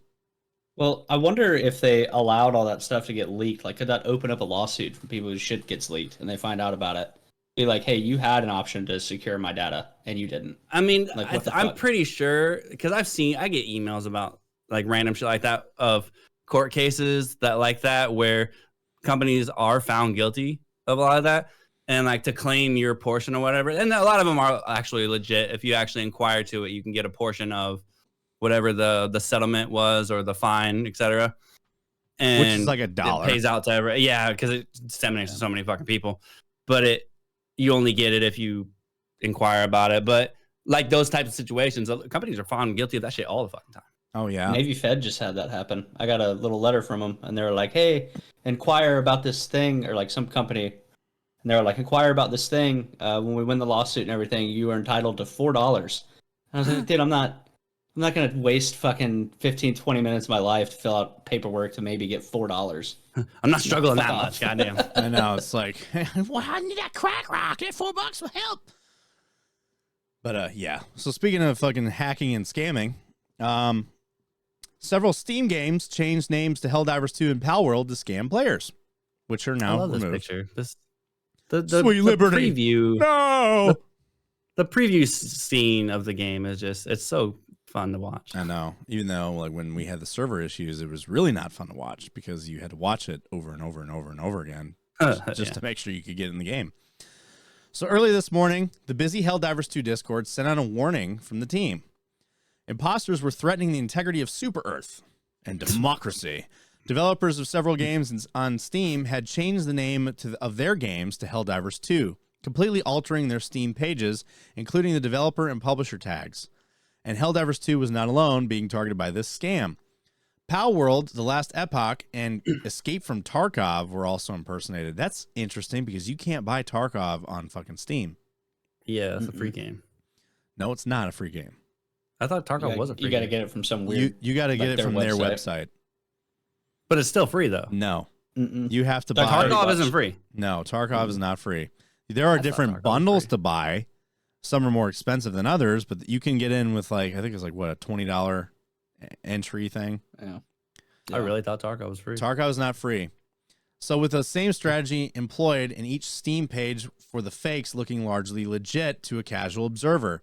At a glance, only the tiny number of reviews suggested something was not quite right. While games from different studios were altered, it seemed likely the scam was being perpetrated by a single organization, as the changes happened around the same time and the method was identical. The other games in these developers' catalogs also shared a lot of similarities. They look like cheaply made asset flips, and all of them currently £39 or 49 pounds. The developer in question had used several different names. For instance, the developer behind Do Not Smile, which briefly masqueraded as Helldivers 2, was known as White Hole Games until November, where it changed to Glamourny and then became Fest Studios earlier this month. White Hole Glamourny Fest was also behind the fake Last Epoch. Fest also created a fake Escape from Tarkov page, which isn't even on Steam. So at first result for Google of Escape from Tarkov Steam is a scam. Soul on Board Studio, meanwhile, has gone by All Bobs, and B-Side Studio was responsible for Palworld and Helldivers 2 fakes. So they were the first result on Google for Steam. That's huge. Yeah.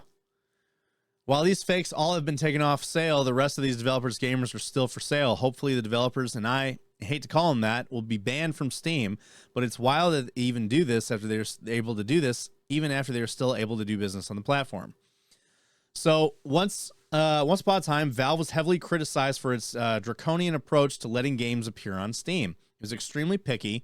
Steam Greenlight, which was kind of a precursor to early access, opened the doors a bit back in 2012, but now they're fully open, transforming Steam into the Wild West. The vast number of games available make discoverability a nightmare, and there's no real quality control. Asset flips, games that simply do not function. They're given a home on Steam, which is true. That's true. Yeah. What's especially troubling is how simple it was for these phony studios to masquerade as legitimate ones like Arrowhead, who are the developers of Helldivers. Some quick edits, some links, and some official screenshots, and voila, the page looks pretty dang real unless you actually scrutinize it. It's no wonder that some of these customers fell for the scam. Yeah, because if you're not looking into, like, when you're going to buy a game, you're not examining the whole page usually. You're not going through, how many reviews does this have? Does this look legitimate? And given the fact that Steam just allows fucking anything, it's like they really need to they need to make a change back to how it was. I mean, it's funny that, like, Steam... I think safe, what's the word I'm looking for here? Like ways, like protections. Like I think safeguarding. Safeguards. Yeah, safeguards. Safeguards should be in place. Like I like the free market aspect of it. Where like, hey, if you make a game, fucking here you go. Well, take a shot. But here's the other thing. So you have a game like The Day Before, right? Broken, scammy as fuck, right? Mm-hmm. Steam delisted that game because of its of the state it was in. However, smaller studios are still able to do that with no repercussion. Well, they don't necessarily know about it unless it gets enough traction. You only have so many eyes. It is not hard to go on Steam and find shit like this. It really isn't. Mm-mm. They're all over the place. They really are. And like it's up for the fucking player base to actually complain to Steam about it, to actually get Steam to do anything about it. So that's what I mean. Like they only have so much manpower, and that's they probably put elsewhere. Right. And then what they need to do is go back to the old days of where it was really hard to get your game on Steam. Like you had to be legit to get your game on Steam. Now you don't have to. I don't think it should be that extreme, but I do think there should be more safeguards because that would take away a lot of like the niche, little independent games that people play that are really cheap but really funny. Now I get it, and that gets people in the door. It's a double-edged sword for that reason alone. So yeah, but I will say safeguards definitely need to be there. There's probably just be an approval process where it's like someone can review your game really quick and be like, okay, it's a working game.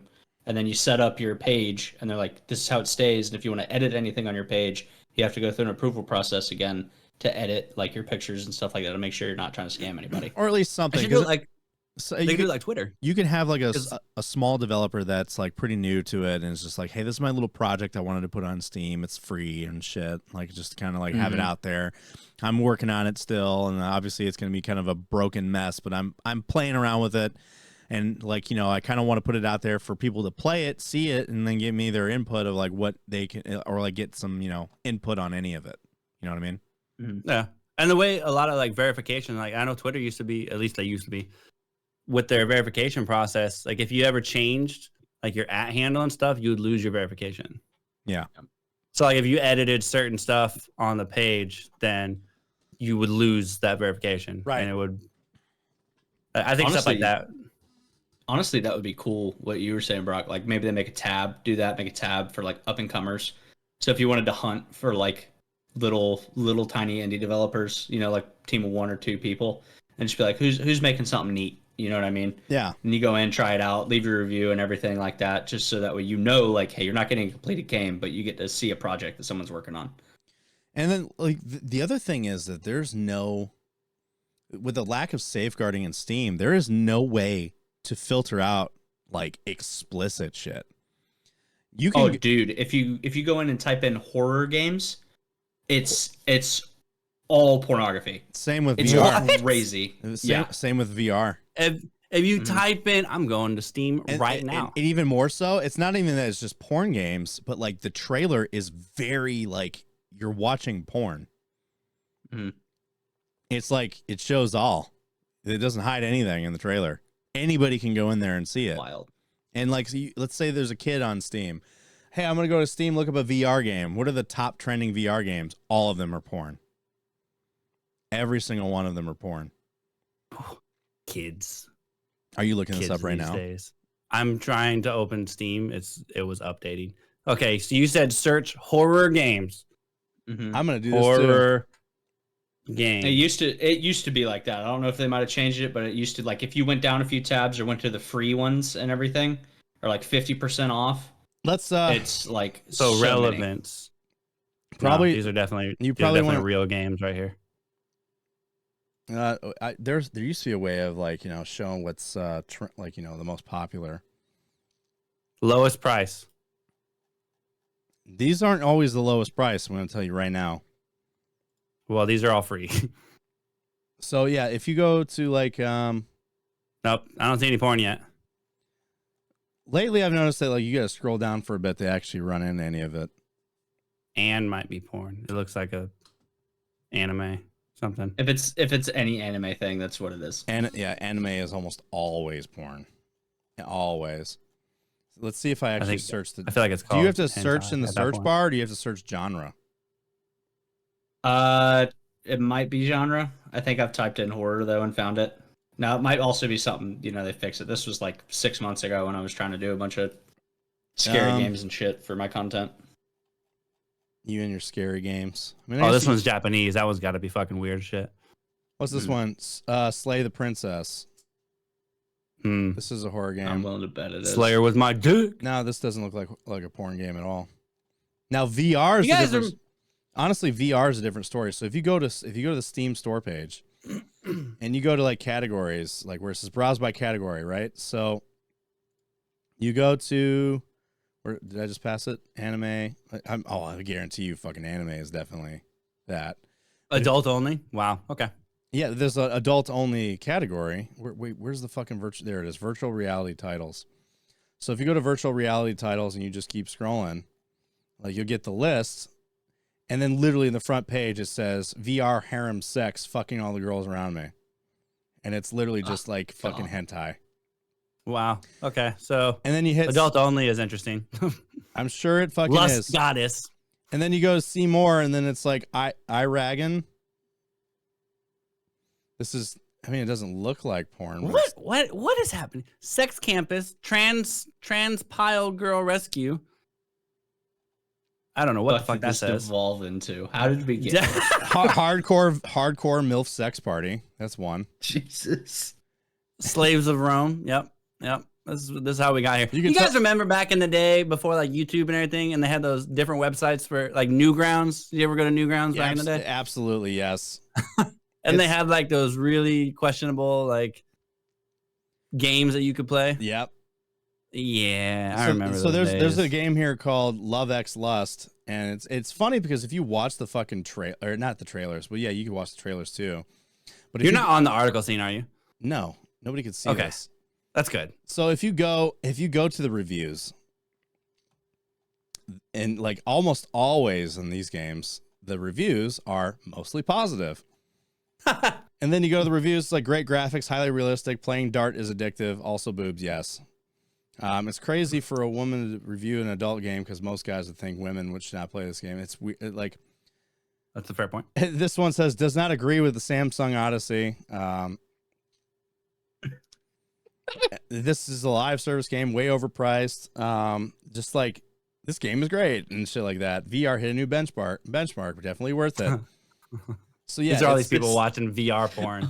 Hold on. This game No, is it's way not- overpriced. Left a legitimate like how he felt about it review. Yeah, and it's funny because there's a lot of reviews of people like talking about the technicalities of those games, and it's like, ew. This is all these people that are like that buy a VR, and the first thing they're like, "I bet I could watch some porn on this thing," Absolutely. and they're like, "I want interactive porn," so they find a porn game, Speaking of and then games- they leave their review. They're like, "This was bullshit." Yeah. Let me leave a heartfelt review here. so back in the video game world, Oh, we were in the video game literally. Virtual Literally. reality. So PlayStation is laying off 900 workers and shutting down the London studio entirely. PlayStation is shutting down its London studio, while also laying off staff at Naughty Dog, Insomniac, and more. Insane. So and it's funny because Insomniac just released not only did they get hit with that nasty hack, but they had a very successful year last year with a Game of the Year runner-up and the success with fucking Spider-Man. And they're like, yeah, your work was great. Goodbye. So PlayStation is laying off 900 workers. As part of this, it will shut down its London studio entirely, likely canceling its new announced IP. There will also be layoffs at other Sony-owned studios in the UK, including Firesprite Studio, which it acquired in 2021. Firesprite sounds familiar. I noticed that a lot of the studios that get laid off the hardest are the ones that are newly acquired. It's like, we'll buy you out.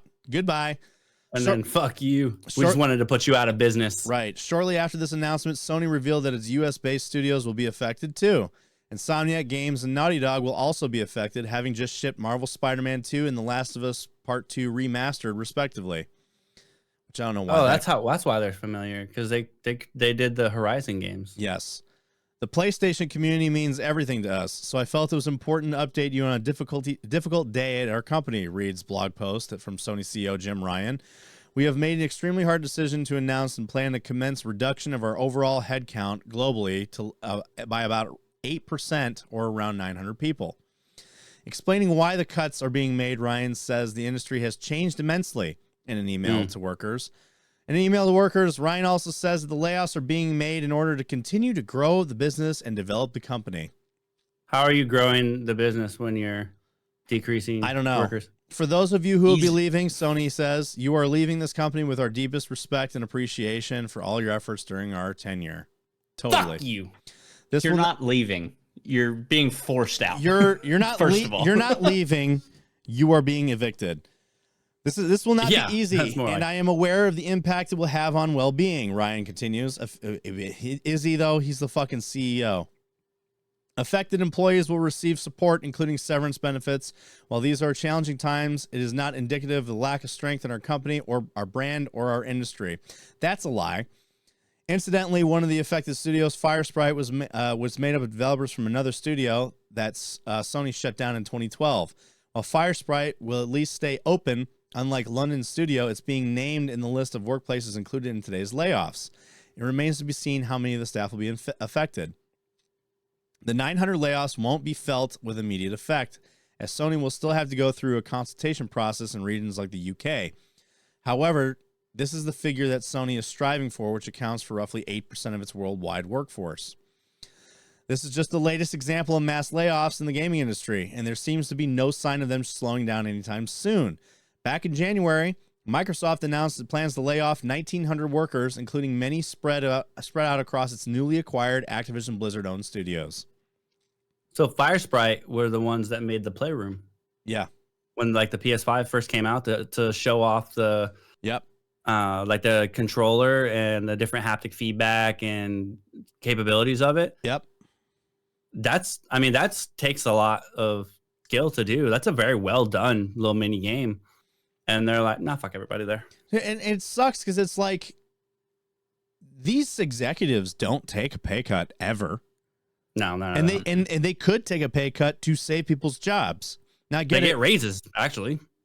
Now, yeah, they pay themselves more and then get rid of people. And they do this after a profitable year, which is fucking crazy. And it's like before it was like you were always fearing for your job on a year that was bad. Now you're fearing for your job even more so if a year was really good. Mm-hmm. And it's like, oh God, we were successful. So that means we're going to there's no win. Like That means everyone gets a pizza party. like to show we our had appreciation. this year was a fucking disappointment. So we're going to have people are going to get shut down. There's going to be layoffs. Then there's also this year was a massive success. There's going to be layoffs and people are going to get shut down. There's no plus side to any of it. And that's why like with my gaming programming class that I'm in, people that are talking about getting into be gaming developers, I always tell them, don't go to school to be a game programmer because your job security is the worst. The games industry right now as a worker, it sucks because everyone's dream job would be, I would love to make video games for a job. but there's no stability in it anymore. Like, well, no, I think we're looking at it wrong. I think we need to look at it as don't work for the large publisher companies. right. Work for an indie studio. Yeah, I have I'm saying. said that too. If you're going to be a game developer, work for a small studio that is going to pay the bills, but also be enjoyable. Yeah, and they're gonna treat you're gonna be appreciated. You're gonna end up like Arrowhead and Power World, where Right. you create some of the biggest fucking games ever, and there's 10 of y'all. And with the way the internet works, with just TikTok, Instagram, and shit, you just put out little clips of your games. I don't know if y'all ever played this game or remember it. Choo Choo Charles. Yes. It was one Yeah. dude made this horror game, and I waited for months for it to release. The day it dropped, I bought it. This dude made bank on release day, and he made a fucking good horror game. I loved it. I thought it was awesome. Only Up was one guy. And then he shut it down Really? because it was too. Yeah, Only Up was one guy. Yeah. And he Only Up was one guy. he put it out there because it was pretty much him fucking around with the Unreal Engine. Mhm. And he wanted to just kind of test his abilities. That was what the whole purpose of the game was. It was like him just like, let's just see what I can do and how I can make it work. And then like it was like a play test that he put out, and like he charged like a couple bucks for it or something like that. And then it just went up. It just blew up. It only went up. It only went up. But Sony wasn't the only company recently to get some layoffs. EA has canceled an unannounced Star Wars first-person shooter. The Star Wars gaming franchise had just got a Well, terrible history. The fucked up part is that EA, for the longest time, holds the majority of the license for the fucking Star Wars games. And they There's either, like one good Star Wars. and game they out there. they either put out a shitty one or like a good one now and again, and then they cancel them all. So EA has confirmed that it's canceled plans for the new Star Wars FPS following a series of fresh layoffs. So EA recently announced that it will be laying off around 5% of its global workforce earlier today as part of a restructuring plan that will see roughly 670 people lose their jobs. At the same time, EA CEO Andrew Wilson explained in a letter to employees that the publisher will be sunsetting some games and moving away from the development of future games based on the licensed IP to focus on and strengthen the publisher's own brands. So like Madden and fucking FIFA and Apex. So one such game that has been axed as a result of this change was an unannounced Star Wars first-person shooter that was entirely developed at Apex Legends and Star Wars Jedi developer Respawn Entertainment. So they were making a Mandalorian bounty hunter game. And now we will never see it. The developers of Jedi Fallen Order and Apex Legends. I really wish they would have just left it unannounced and never brought this up, because now I'm upset. Yeah, I no, know. but This was recently confirmed by EA President Laura Meal in a statement provided to VGC, who explains that Respawn's fans were most excited by the Jedi series than developers' rich library of own brands. Yet we still can't get Titanfall 3. As we've looked at Respawn's portfolio over the last few months, it's clear the games our players are most excited about are Jedi and Respawn's rich library of own brands, says Meal. Knowing this, we've decided to pivot away from early development on a Star Wars FPS action game to focus our effort on new projects based on our own brands while providing support of existing games. Now, here's the thing.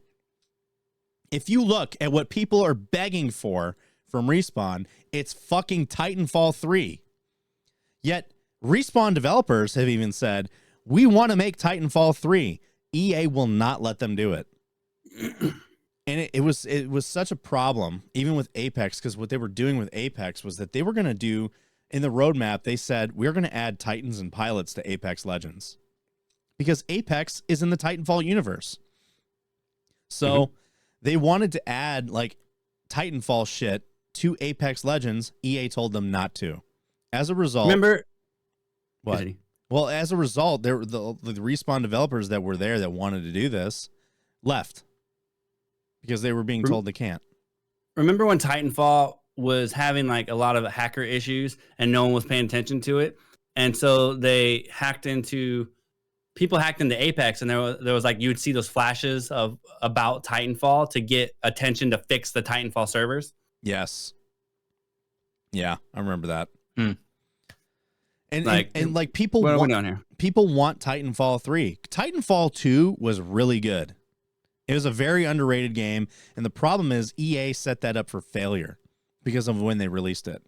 Titanfall. I mean, this is what happens when you're under the fucking control of a corporate publisher that does fucking nothing I know.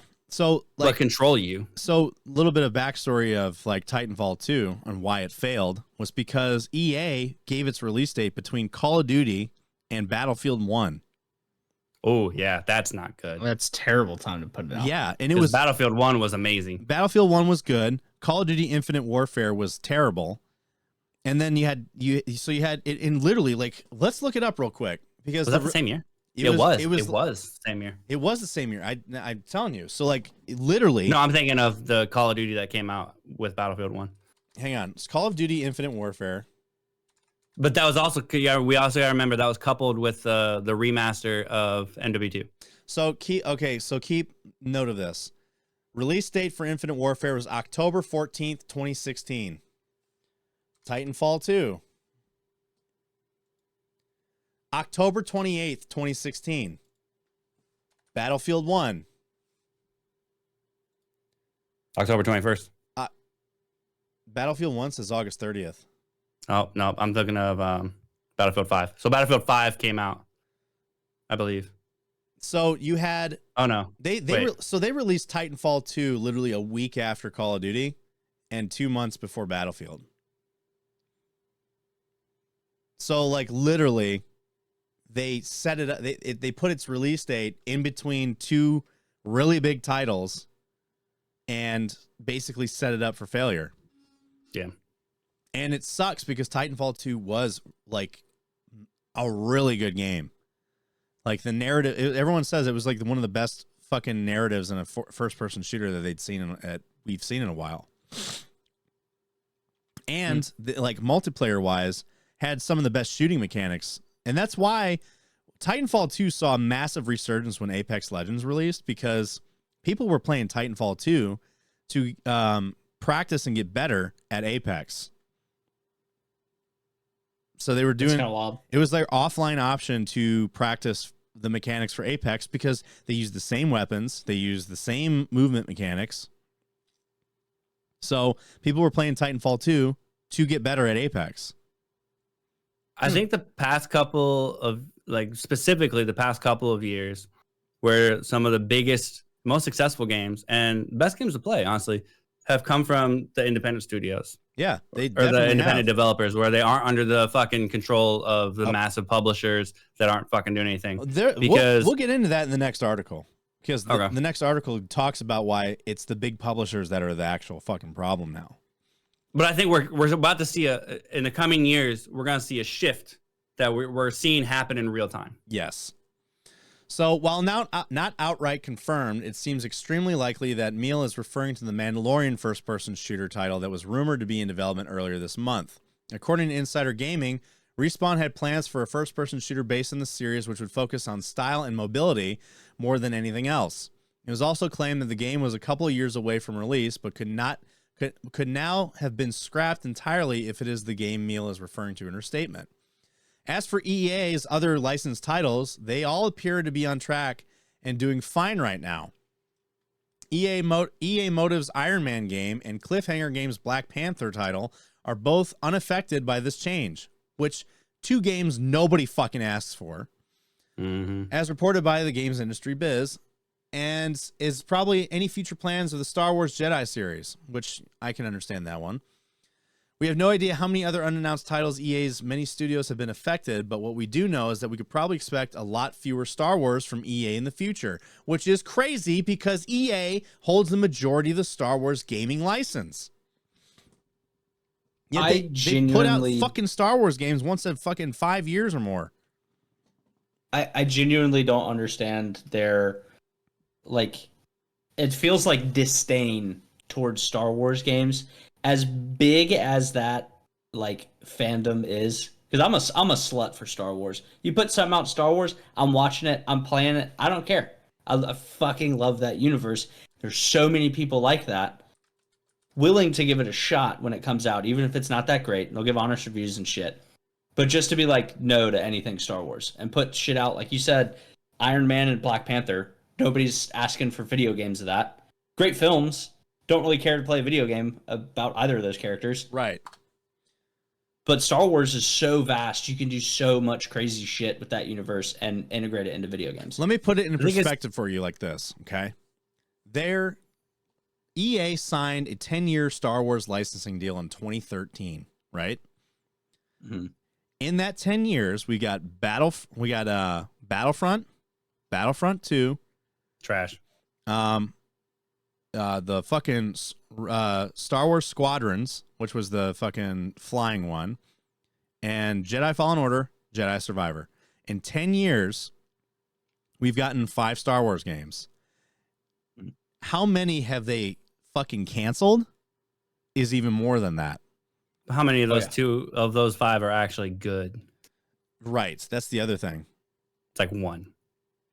I think both the Jedi games were pretty fucking awesome. I loved Minus both the of them. fucking performance issues that the second one had.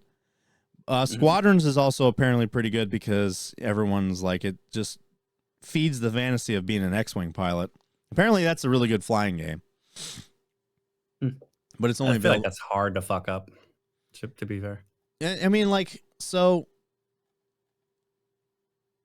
this is like an article from 2021 of like why EA here. Well, this is an old article, so we'll actually kind of touch about it. So, without a doubt, Star Wars is one of the biggest licenses in the world. This is basically talking about why EA may have lost its Star Wars exclusivity license. And the biggest reason was because they weren't putting anything out. They had the deal done, and they made the deal in 2013. We didn't see our first Star Wars game until like 2016. And then it wasn't that great. It didn't perform well. And then you had Battlefront 2, which also didn't perform well. So EA has enormous financial backing and talented development teams, would not only be able to create AAA sci-fi games under the Star Wars banner for the next decade, but will also be able to use that 10-year period as an audition for perhaps another licensing deal after that. However, after less than 8 years, Disney is already over EA's experience and ready to move on. In fact, Disney and Star Wars has already looking. This is when Disney was threatening to strip the license from EA. So they were looking in the future to bringing back Lucasfilm Games and announcing new projects that will seemingly be as ready as soon as the 10-year EA license deal has expired. It's not all bad news for EA, as the publisher will still be able to work on games moving forward, but it no longer has exclusive rights to the franchise. When looking at the what? Come to think of it, I bet you that's why that game might have gotten axed. They don't have rights anymore. No, they don't have exclusive rights, but they do have rights. But EA had the exclusive rights, but they weren't fucking doing anything with it. One big factor for removing EA's exclusivity deal with Star Wars has to do with something with the quantity. Since 2013, EA has published just 4 core Star Wars titles, starting with 2015's Battlefront. Later, EA made a sequel to that game, Battlefront 2. After years of fans asking for a traditional single-player Star Wars title, EA finally released Jedi Fallen Order, developed by Respawn Entertainment. And then a few months before that, it was Squadrons. So while 4 games would be fine for a single developer, EA is one of the largest publishers on the planet. EA has teams like Visceral Games, BioWare, Criterion, and more, which I don't think BioWare is not a good one to fucking use an example. Look what they did with Anthem. As well as many studios simply under EA, name planted all over the world. One would expect with such big name like Star Wars, EA would gather more of its developed portfolio to start working on big Star Wars games over the years. And then they had a mobile game. That's the thing. So like EA, and then like the fucking controversies behind them too. I remember Battlefront 2's controversy was so bad that Disney threatened to strip the license from EA then because of the loot box shit and the microtransactions. Shit pissed me off, dude. It was bad enough that Disney blamed EA for like the hype dying down for The Last Jedi. I remember talking about that. Yeah, so like we had that in a discussion before. So one of the major controversies has to do with the canceled Star Wars projects, including reports of Star Wars Battlefront spinoff, as well as an open world game from EA Vancouver. Uncharted creative mind Amy Hennig's canceled Star Wars game tops the list of painful cancellations during the EA era. So they were going to have they had like multiple games that they were planning and scrapped them all and only released 5. That's the biggest thing. It's just like EA is like, well, what do people actually want? It's like, you're not giving people what they fucking actually want. You get told all the time, and then you're like, nah, we're gonna go and focus on other things. Honestly, if they would have, I would be less upset if with Battlefront 2 they took the notes, right? And like released updates and shit and released characters as they became like relevant. For example, Bad Batch. You know what I mean? It would have been really fucking cool to have some like clone skins where you could play as like Wrecker or fucking Hunter or some shit. You play as those clones. Oh, hey, we got all these classics like Ahsoka Tano, Asajj Ventress, all this kind of shit. Hey, we're going to be releasing these characters to be put in the game as like heroes and villains. More and shit like importantly, that. releasing them for free.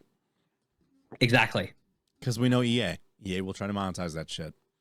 Mm-hmm. But back onto the whole layoff thing, EA wasn't the only one. It's actually brought up a big topic of discussion, and that is like the publishers are the fucking problem here. Mm-hmm. So this week's game industry layoffs prove it's not about performance at all. Many of the studios affected by layoffs this week are the most successful in the business, and not even this protected them. So the last few days of layoffs have left many in the game industry feeling very angry and anxious. From February 26th to February 29th, we've seen Until Dawn developer Supermassive Games fire about 90 workers. Sony got rid of 900 globally. Life is Strange, True Colors developer Deck 9 fired 30 people. EA fires 670. Indie studio Die Gut Fabric shutter completely. That's around 1,700 jobs lost in the span of 3 days, impacting employees all across the world. In the last 2 months, we've seen over 8,000 games industry workers lose their jobs from people in huge studios like Riot and those in smaller, independent companies like ZA UM. You almost said UM. Oh, I know. Countless projects have been canceled, and many people are working on them left and countless projects have been canceled, and the people working on them are left in the lurch. While after watching the industry crash in real time after the pandemic boom, it has been increasingly painful to see more and more developers lose their jobs and realize there simply aren't enough open positions for all of them. And that's the other thing. You saw a big crash during COVID, and then a massive resurgence, and they still are getting rid of people even more so. See, I don't agree with that statement, though. There aren't enough open positions for all of them. That's not true. We can take a look at that by all of the massive issues a lot of the large publisher AAA fucking games have, because they don't have enough people working on it properly. Well, hang on. There's more. Well, let's get into this a little bit more. This week's layoffs have been particularly shocking because of the studios affected. Every time layoffs happen, executives tell us the same old story. It was so difficult for them to do, but they had to do it. To the people responsible for their company's success because the industry is changing and previous management decisions turn out to be unsustainable. It's not their fault, though. It's not like they bought too many studios, hired with no regard for sustainable growth, and prioritized profits over retaining talent. It's the economy's fault. That's the big thing, too. They're not looking at it like we hired a bunch of fucking people that we couldn't actually hold on to, and now we don't know what to do with them. And, you know, like with the other thing, with they prioritize profits over retaining talent. Yes. So they looked at how much money they could make versus who they should keep. Mm-hmm. And that's what they'll buy other studios and be like, all right, Exactly. we got rid of your competition. Look at fucking Microsoft. They just spend $70 billion on getting Activision Blizzard, and then they got rid of fucking 2,000 people, which is nuts. It's like you had the fucking money to buy this company. What you do? You just bought them to get rid of them? Like, what the fuck was this about? By the way, Bobby Kotick gets his golden parachute. He needs to go fucking die in a ditch somewhere. His golden parachute. It's true. Of course, the implication here is that the studios aren't doing good enough work for making enough money to justify what they cost. Otherwise, they wouldn't have been culled. That's simply not true. The latest layoffs have proved that no matter how well reviewed your games are or how much money they make, you are disposable. Sony's layoff affected a number of first-party studios, including Insomniac Games, Guerrilla, and Naughty Dog. We also know EA has canceled Respawn's unannounced Star Wars game, which we actually just talked about.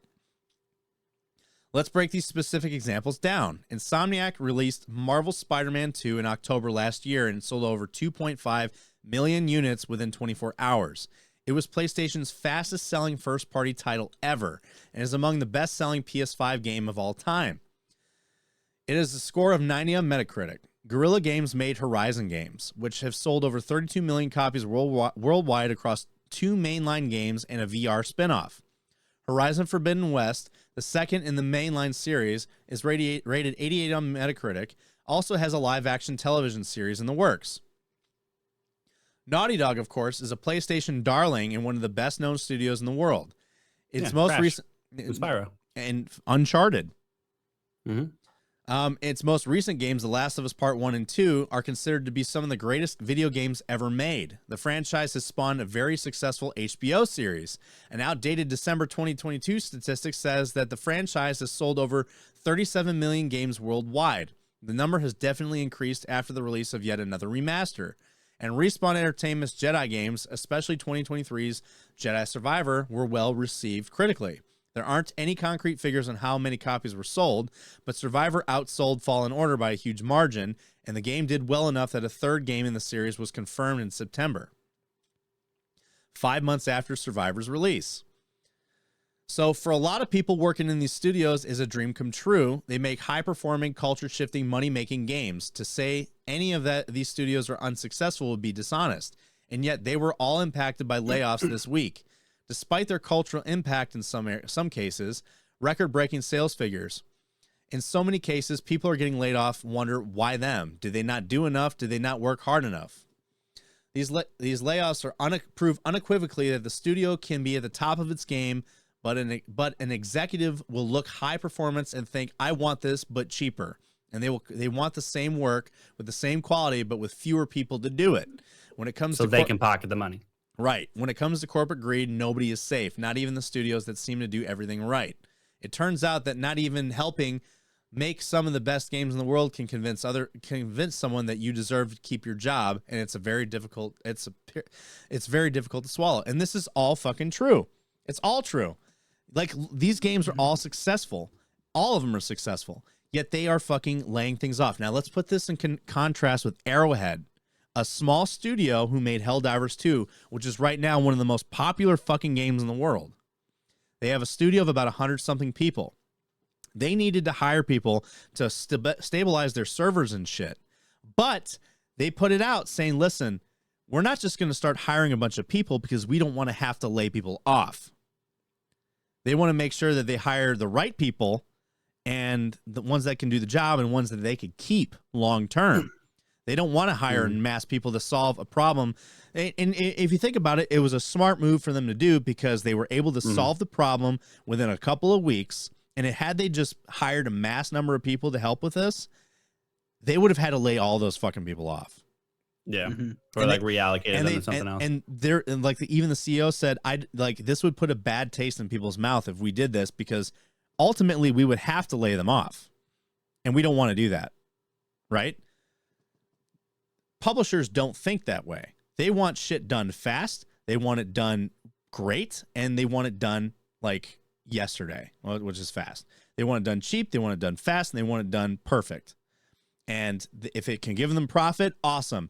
And then they'll just get rid of you at the end. You are disposable in the eyes of the publisher. And these CEOs stay in their fucking position for an eternity, Bobby Kotick, and make all this fucking money. And I'll continue to say publishers are useless now. We don't need them. Look at fucking Nintendo. How many times have you seen Nintendo lay people off? I don't pay attention to Nintendo. They don't. To be completely honest. They don't. And you know why? Because the CEO takes a pay cut so he doesn't have to. And that's actually a thing. The CEO of Nintendo took a pay cut and a bonus cut so that way he didn't have to let people go. It can be done. He's got enough money to retire three Right. times over. All so of them like, do. I don't care, dude. All of them.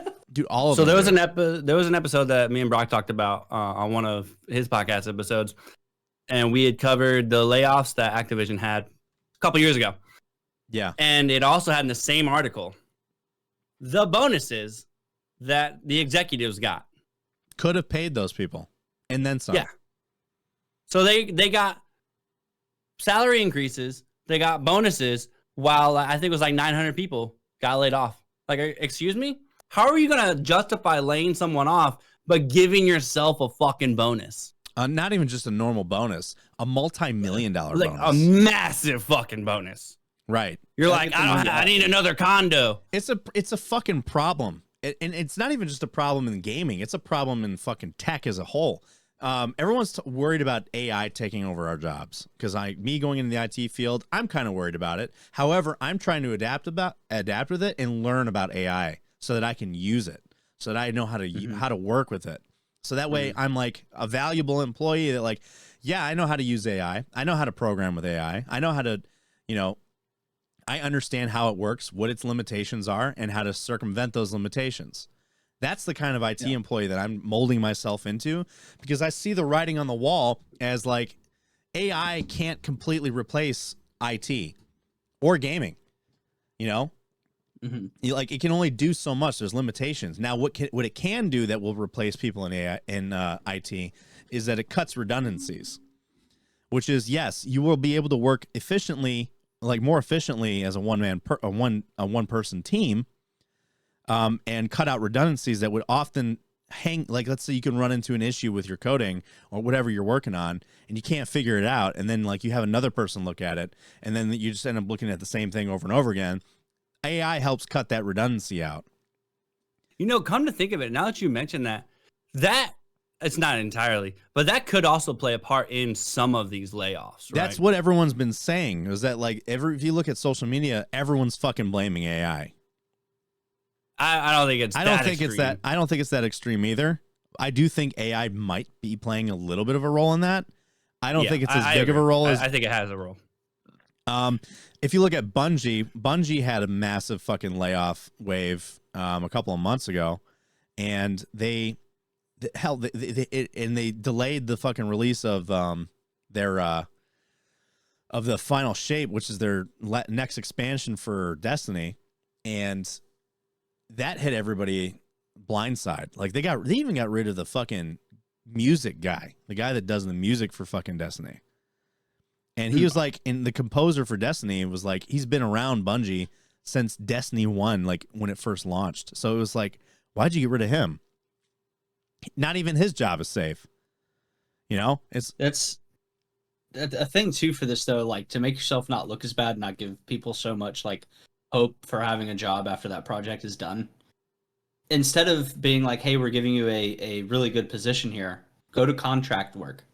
If you truly just want to hire people to make more money at the end of a game, go to contract work, and so that way people that are want to do this for a living be like, hey, we're bringing you on for the project, you're going to work on it until it's released, and then we're going to let you go. So at least come in with that understanding that you're not going to have a job at the end of it. But the problem with that, right? So we saw this with Sledgehammer, or was it Sledgehammer or Raven?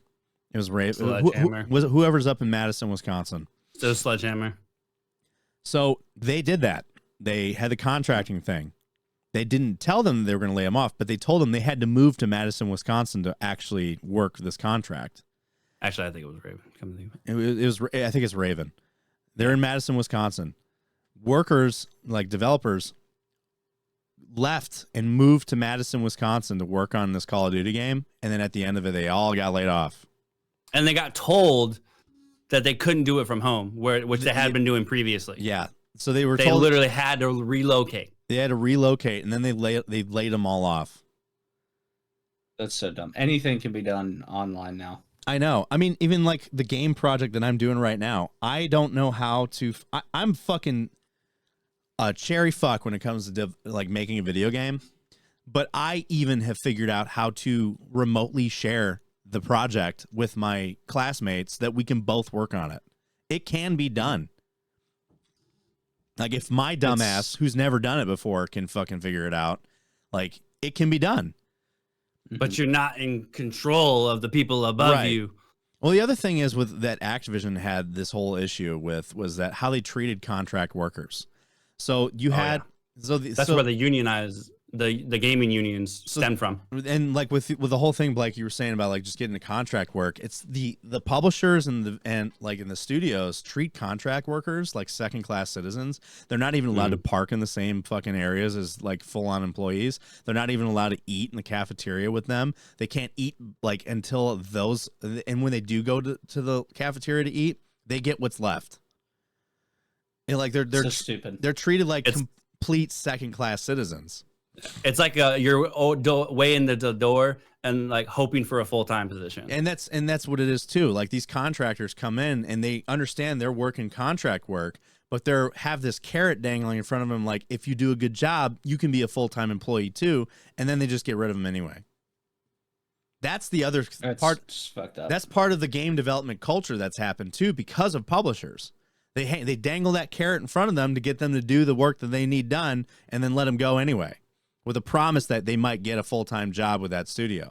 So that's why I'm gonna say to the end of time that publishers are fucking useless now. We are. needed them in the 80s and 90s, maybe part of the 2000s, because just the way the internet and marketing worked. Yes, it was the biggest reason why publishers were a thing was the marketing. And if you want to look at how useless publishers are, Pal World and Helldivers 2 had fucking almost no marketing behind them both. And they are in the same month almost, two of the most successful games of all time with no marketing. It's the same reason that gaming companies don't copyright strike people on fucking social media anymore, because they realize it's literally free marketing. Yeah, TikTok is why Helldivers blew up, I think. I mean, yeah, they already had like a fucking following as it was. But for the most part, had it not been for TikTok, I don't think Helldivers 2 would be what it is now.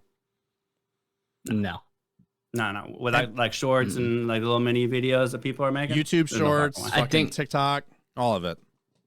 I think too, part of the reason Helldivers 2 is so good, other than the game itself being awesome, being like not even playing the game and you can go online and see stuff and people releasing like propaganda videos, even on like now people with this whole Gantz the Demon thing being like, oh man, fucking let's turn on Helldivers are the evil, you know, fight with the automatons and the bugs and all this shit. And you're just like, just fans creating the lore makes the game even better. It gets you more excited to play the game, and you're just like, oh yeah. It's just one of those things, like gaming's become more than just like playing it on a screen. It's become the community surrounding that game makes a game great. Right. Yeah. And not even just that, but the quality of the games are better because they don't have the pressure of a publisher breathing down their fucking neck. Even though if you want to technically consider PlayStation and Sony the publisher of Helldivers,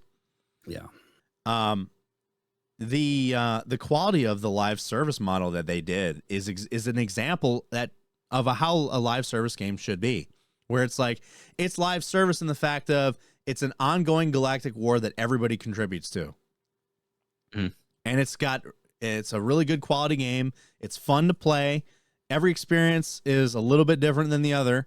And then the monetization of shit for it being a live service game is not thrown in your face every 10 seconds. That's another thing that's great about not really having a publisher is the developers can actually make and do things for the game for the players and that the players want and request versus for what's going to make them the most fucking money. Right. And that's another big hang up between development studios and publishers, is that publishers want something that's going to profit them, whereas the developers are, well, this is what their players want, and the publisher's like, fuck what they want. We want what's profitable. Look at Suicide Squad. Squad, like you have Warner Brothers, they wanted a live service model and told Rocksteady to make this game a certain way. And you can see in the game that they went with that super loot box microtransaction live service model and backtracked some of it because of the backlash that other games got. So the game, you can see in the game where they fucking changed their mind on the route they were going to go, because that's what the publisher wanted. Because I guess them the most money.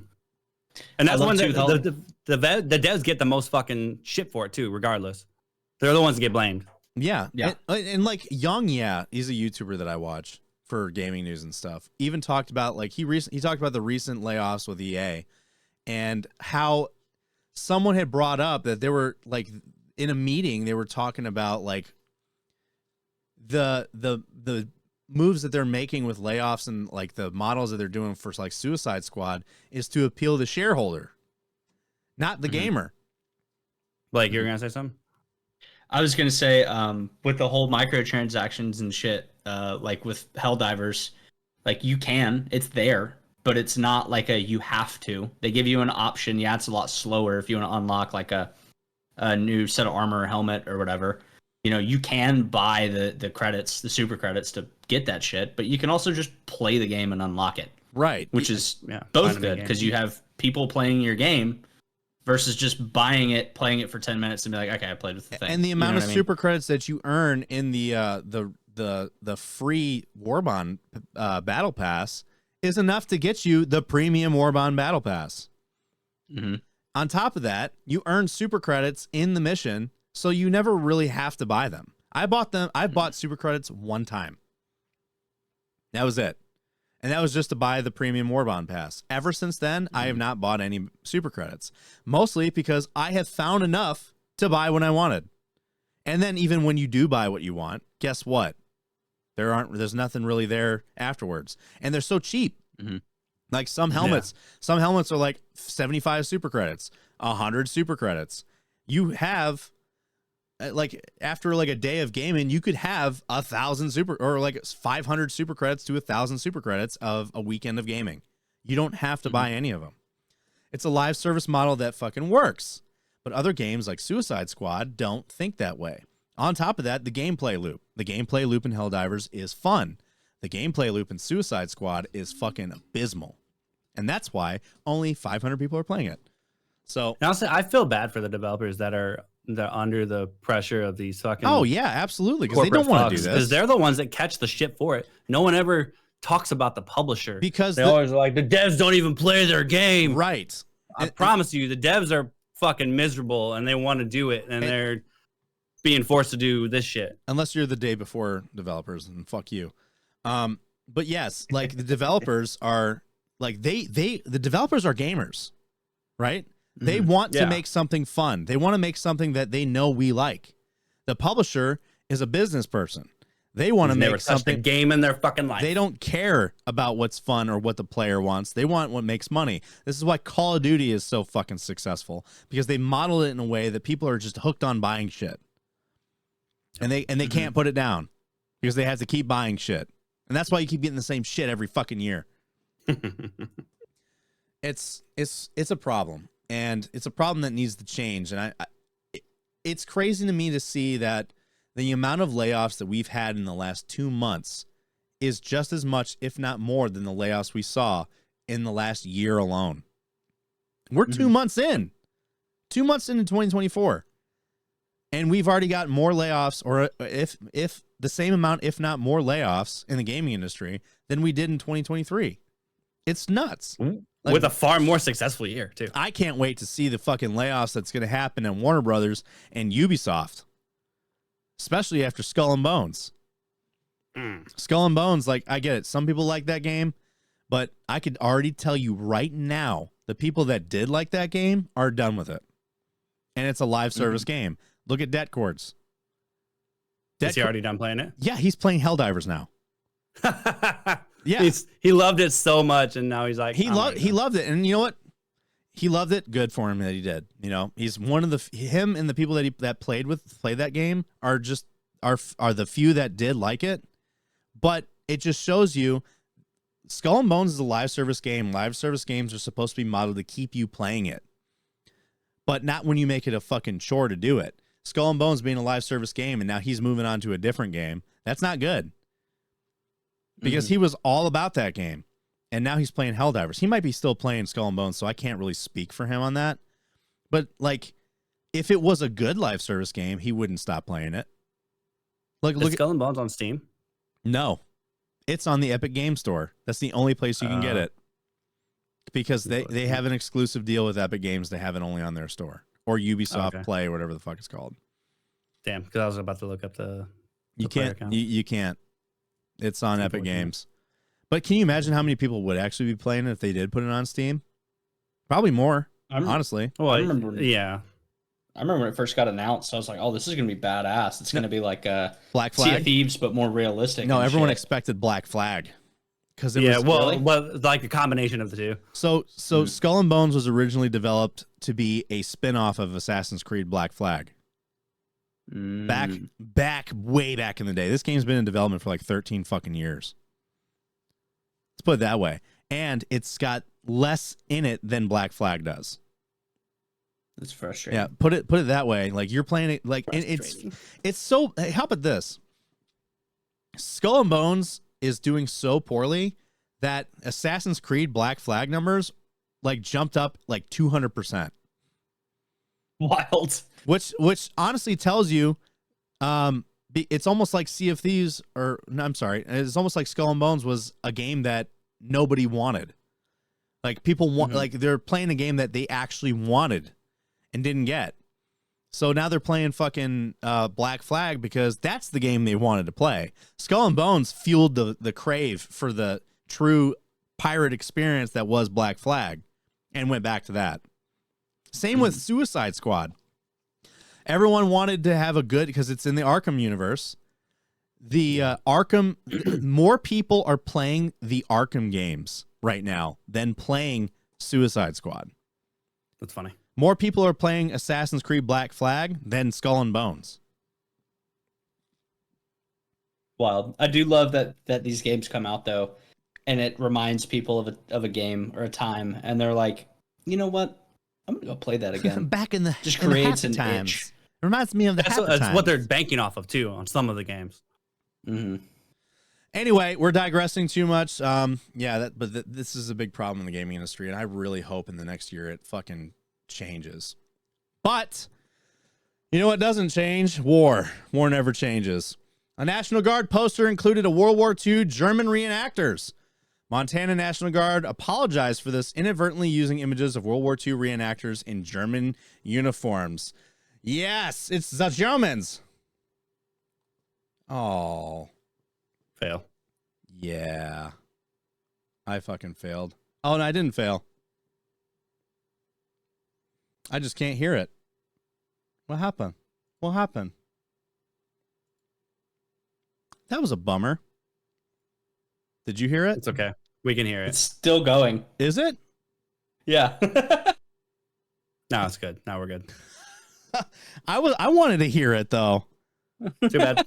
Suck to suck. Watch the Remember, you had to episode. change. You changed your settings, trying to figure out the echo earlier. Yeah, I know. Suck to suck. Watch the episode, bitch. But you know, He's like, how far it's did it just- get? Dude, it started getting into like singing and shit. Was it really? And you're So just it's sitting like, there, yeah. And I'm you're like, just sitting there, you're like, "Aw." oh, that's a bummer. And I'm like, what do you mean it's on? But yeah, the World War II Germans, yeah. Oh yeah. Aufgehört Heinens Are you- and Are you Einheit. playing it again? Can you hear it again? Yes, we can Yeah. hear it again. I wish I could. I wish I could. And then this is where our viewer drops off. Did it stop now? Yes. Yeah, it's All right. off. Super cool. Good job, Brock. God, that's embarrassing. Anyway. You just not said anything while you were reading the article. You just got that song going I on. didn't in the know. background. I can't because I don't hear it. I don't hear anything. I just hear Yeah, silence. and then we just tell you we gotta go through that whole thing again because that was playing. Yeah, where it's just like no one can hear you, and you guys are just rolling with it, thinking that was intentional. Because that would be the thing that you this guys is a do. weird article. This is a weird. I you am open it, curious it just though. Why the plays fuck? music. Why the fuck didn't it play? I feel like we should not figure this out now. You're right. Anyway, so there are two things you need to know about the pictures in a recent Montana National Guard recruiting poster. The first is that the soldier in the center is Command Sergeant Major Lawrence DeBoo, the Sergeant Major for the Guard's Recruiting and Retention Battalion. And he's holding a picture of his grandfather, Louis DeBoo, an Air Force veteran from the 1950s. Yes, join for mine further. The second thing you need to know is that no, the soldiers in the background behind him are not Nazis. In the latest instance of social media miscue of good intentions and bad stock photos, the Guard's poster, published both on paper and social media, put CSM DeBoo and his grandfather's photo over a 2014 stock photo of World War II reenactors in Belarus who were playing German soldiers. bold to do that in Belarus, though. Bold. Hmm. I did not know that they did reenactments in fucking in those countries. Can you imagine like some old lady that survived World War II just sees a bunch of dudes dressed like fucking Nazis walking through her town, not realizing that it's a World War II reenactment? Huh? Oh, Scheiße! They're back again! But yes. Or you just do that. Or she becomes that old lady. Oh, She's God, doing shots yes. or whatever. She's like, Just fucking- she's like, Prost, Heil Hitler. And they're like, Grandma, no! And they're all like, no. And she's like, huh? Prost, Heil Hitler. And then they're like, Grandma, no! No. So He gets all excited. Guard officials discovered it too late to change the poster. Spokesperson Major Ryan Finnegan told Task Purpose. Montana National Guard leadership recently became aware of a Montana National Guard recruiting poster that, it was a recruiting poster. That's even worse. Mm-hmm. That's even worse. Like, you guys want to join the army? And you walk in and be like, the Luftwaffe or the U.S. Army? And the recruiter poster that includes a small background image that appears to show members of the German army. Finnegan said that in a prepared statement, as soon as we became aware of the issue, we directed the vendor to remove the poster immediately. While the poster was intended to highlight Montana's tradition of multi-generation service, the background image was not representative of our history or values. Montana National Guard leadership is putting in place an approval system to ensure nothing like this happens again, and regret and apologize for a serious mistake. Wait, hang on. I thought there already is one. I thought there's already a process like, hey, is this approved? I guarantee you he went and asked for approval and someone said yes. So other people missed it besides him. Honestly, though, Someone just said, "Yeah, fuck it, put it up." So I think they got it done on like a Fiverr type thing. They just hired someone to hey, we're doing this thing, and they found like a fucking stock photo. And here's boom. Here's what I think happened. I think whoever designed this did this intentionally. That would be hilarious. And I only say that because I'm like, to edit this, you have the full fucking picture. There's no way to not realize that those aren't American soldiers if you see the actual full photo. Well, if you don't know military stuff necessarily, and you're just like an editor putting photos together, you would. When have how fucking Americans ever worn full knee boots right into combat? Or flared helmets or an MG42? if I'm like a 20-something-year-old, damn, do you remember that like time? I do photos and I make fucking shit for It's free like, hey, shit for cheap on Fiverr, right? And I put photos together. I'll edit it. I don't fucking know anything about World War II people, how they were dressed. So it's just like the person was like, hey, you remember that part in Saving Private Ryan and Band of Brothers when the fucking U.S. soldiers had Car 98s? Wait, they had Car 98s, right? That's what it was?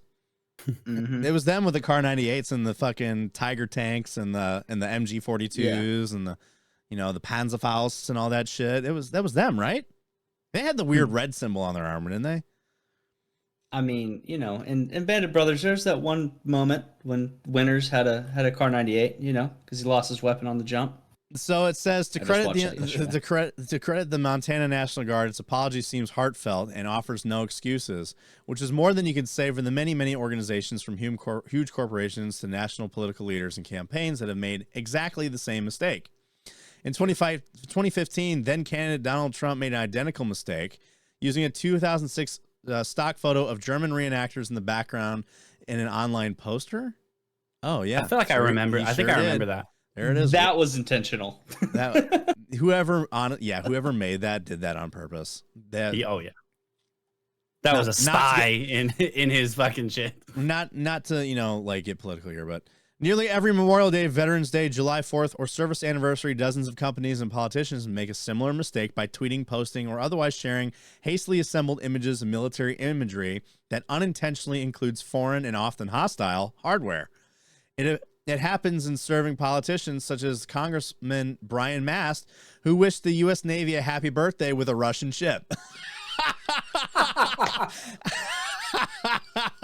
Awesome. Oh, that's the best. Happy birthday, Navy. That's when like the people that are working for them fucking hate them. They know, yeah. Oh, yeah.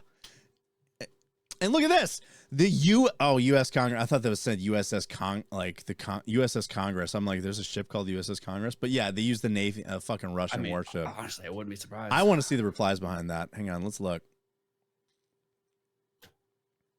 Is there a USS Congress? Google will know.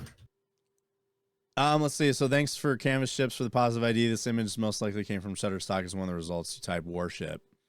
Well, there used to be a USS Congress. Look at all these unavailable posts. So this is even better than the other Florida man legislator putting Navy fighters in his happy birthday Air Force video for a few weeks back. It's the fucking everyone's the airplane hand on the head thing. So yeah, so like here's the odd thing: mass picture is the 099 removed, and so yeah, so he used the fucking Russian warship. That's hilarious. And the another- one below it is just as good. Is the Air Force one? So in another birthday gaffe, the U.S. Department wished the Air Force a happy birthday with a photo of the Blue Angels, the Navy's precision flying team. That's the best. It's like a slap in the face. Yeah. Happy birthday, Air Force. Like that's the Navy, but all right. So it happened to Army Chief of Staff General James McConville, you'd think would know, when tweeted a note about the M1 Abrams tank with a video of a German tank. How do you fuck that up, dude? You're an Army general. And then, of course, there's that time when Wall laid prank tricked the NFL's Minnesota Vikings into giving the skull salute on a stadium scoreboard with a oh my God. The Vikings, this is my cousin Joel, who's in the fucking, oh yes. The Minnesota Vikings. Awesome. My cousin Joel, who served in the Army, has always been an inspiration for someone I look up for his heroism. He is also a huge Vikings fan, and it's it's the porn star. The enemy stock photo gaffe, which have reached the widest audience, may have just occurred this weekend at the Super Bowl during CBS broadcast of the game, which set viewership records juiced by the presence of the Swifties. The network ran its promo for the popular NCIS Hawaii, which features plots built around the Navy's Pacific Fleet, which is based in Pearl Harbor. But the promo's graphics featured a photo of a Russian Slava-class cruiser, which is almost certainly the Moskva, the flagship of Russia's Black Sea Fleet, which was sunk by a Ukrainian Neptune missile strike in April. NCIS Hawaii, and it's a fucking Russian ship. Yeah, so does nobody do their research? Awesome. I'm surprised though for NCIS, because they're usually, those types of shows are usually known for trying to be as accurate as possible.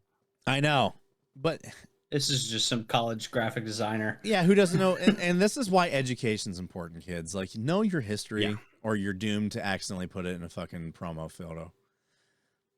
I'd fuck repeat this it. up. I would fuck this up with a ship. I'm not gonna lie to you. I'd fuck this up. I wouldn't, because I would honestly Google like the names of U.S. fucking Yeah, I was gonna say the naval names ships. of the ships are usually on the side. And And true. not even that, but I would just Google the image of said Navy ship. As well as the fucking, Or better yet, on the safe side, I would probably just use the USS fucking Roosevelt as a Navy photo at all times. U.S. naval carrier all the time. I'd use the Gunston Hull. The what? it's a Gunston small Hall. ship. It's a small ship. Oh, It fucking sucks. It's a LSD. I was on it for months. I hate that fucking shit. You know, It's honestly, a very small ship. interesting enough is like the funny thing is the Army U.S. Chief of Staff General, whatever the fuck his name is, using a German tank, mistaking it as an M1 Abrams. That is, I feel like it was still someone else that was running that account. here's the thing. I don't know. Either way, how hard is it to Google M1 Abrams instead of a Leopard? You know, like the M1 Abrams and stepped in the the tank. German Leopard tank look nothing alike. Let's look. Modern German tanks. They probably just looked up tanks and then they're like, "We're using that." So let's see. Germany announced a new powerful. Let's look here. I'm gonna look at the images real quick. They didn't get that in depth. They just put tanks, pictures of tanks. That's what they probably used. All right. So hang Very- on. I'm Very I'm- simple. German Leopard tank. Modern German Leopard. Leopard. Too specific. It's not. All right. No, so, I'm saying the method that they used was So here's the not that specific. here's the German Leopard tank, right? So I'm gonna Google M1 Abrams.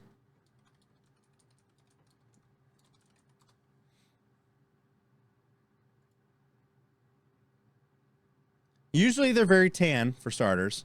So here's the M1 Abrams. And here's the Leopard. The fucking turret hull is extremely different. Check out our M1 Abrams, guys. It's like you could just always Google M1 Abrams, man. But the article was about the M1 Abrams. That was the other thing. So it's like you would think like, hey, look up what an M1 looks like. I don't know. love it. Anyway, in other news about the Navy. So clean your room. Oh, by the way, the Angry Cops video of that, hilarious. What of the Navy thing? No, of the Army National Guard, the article we just went over for the recruiting poster. Listen, I'm sorry I'm not Hilarious. fucking Angry Cops, okay? I'm just saying, if you haven't watched it, it's hilarious. I highly recommend. I noticed this, Doc. Every time that we talk about an article, you always have to you follow it up with the video Angry Cops did is hilarious. I'm like, but we're doing a video about it right now, and I'm sorry His it's not shit fucking is hilarious. funny. It is funny. I'm not denying that at all. Angry Cops is a funny guy, but I try to be a funny guy, and I know I'm not Angry Cops. I'm sorry. I'm sorry I can't be Angry Cops. You want him to be the fucking podcast host? You want him to be the podcast host? I mean, he would be a great guest. He would be a great guest. You're right. I know. And then we could just listen to Doc stroking himself. This is fucking CB's Angry comment. Cops. Like Blake's sitting over here, like mom and dad are fighting again. That shit Yep. was funny. Anyway, Because there was that I saw the moment that he was talking about too. What was it? Where me and you, I gotta go back through it, but I remember when I was listening to it, it was towards like the beginning ish, and we were just like fighting about something. Oh, it was like I think it might have been like the PC gamer thing. I don't remember. PC versus console. Oh, it was one where I think it was when we were talking about PC versus console. Oh, how you refuse to use your PC to play anything? And it's just like just sitting there in the middle, just quiet as shit as he's trying not to fall asleep. Come to find out. Yeah, because he was like tired. Sorry, from I was working for like ever. All right, I was working on floors for like 13 hours. I apologize. Yeah, But yeah. he was just like just sitting there in the middle while mom and dad fight. Oh, by the way, speaking of guests, mandatory fun day. What the fuck? Respond to your DMs. So anyway, so back to the Navy. Clean your room, or you're gonna get evicted or locked out of your room. He's gonna be locked out. Yeah. Sailors at Norfolk will be locked out of their rooms if they fail inspection. The move comes after several sailors failed room inspections. It was only several of them. This seems like a thing that they would fucking throw out there if the whole fleet failed their inspection or something. It's like there's few and far between situations Well, the where a notes. room is ever that bad. Well, the note says, shipmates, if a room is found to be unsat during random UH staff inspections, the room will be locked and residents will not be able to regain entry until they return to the front desk with khaki leadership from your parent command. Bring your mom and dad. The khaki leader will stay with the resident until the room is cleared by UH staff. So not only do you have to get locked out of your room, you have to bring your leadership with you to get access to your room, and then said leadership will have to stay with you while you clean your room. I can't imagine why people aren't staying in the Navy. I can't. That's crazy. It's got to be, honestly, it has to do with the fact that It's undisciplined, I guess. it's the discipline issue. It's definitely a discipline issue. I mean, having your room a fucking mess is a discipline issue. However, the punishment for it, I remember my room was, so here's what they do in the Army. If your room isn't clean, this is what my first sergeant did to me, at least. My room wasn't clean. Then again, I wasn't really living in my room. I was staying in my buddy's house all the time, who lived off base. I came, and there was a random fucking health and welfare inspection on everybody's room. I wasn't there for it. My roommate was, and my shit was obviously a mess because I wasn't. There was no inspection, and I wasn't there, and I hadn't been there all weekend. I come back, find out like, hey, First Sergeant wants to talk to you about. I was like, about what? He's like, about your room, and I'm like, oh fuck, okay. And he's like, hey, guess what? I want you to take all the furniture and everything out of your room and stage it outside in the fucking basketball court. So that's what I had to do. I had to go, like, nightstand, everything. Had to go out on the basketball court and, like, organize it as if it was my room. And then go put it back. That's the stupidest shit ever. That's what he made me do. We always So- called that the Chinese field day. Yeah. Take everything out of your room, deep Oh, yeah. clean your room, deep clean your furniture, put it back. Yeah, it's like, why bring it outside? I don't understand that part. I guess it's the punishment of just dragging all your shit outside because it's like, it sucks. It's an inconvenience. Blah, blah, blah. Anyway, so sailors who live in unoccupied barracks at Naval Station Norfolk, Virginia, will be locked out of their rooms if they fail random inspections, the senior enlisted leader for the base has announced. A note from the Command Master Chief, Angelo Rappa, posted on Reddit says that sailors will have to contact a chief petty officer or commissioned officer collectively known as the khaki leadership. I was going to ask what that was, but thanks for It's answering. the Chiefs, So basically go get your platoon sergeant, essentially. not your first line, your platoon sergeant, platoon daddy. That's bad. Before they can enter the rooms to clean them. If a room is found to be unsat during a random unoccupied housing staff inspection, the room will be locked and residents will not be able to regain entry until they return to the front desk with khaki leadership from your parent command, the Rappa's note said. The khaki leader will stay with the resident until the room is cleared by UH staff.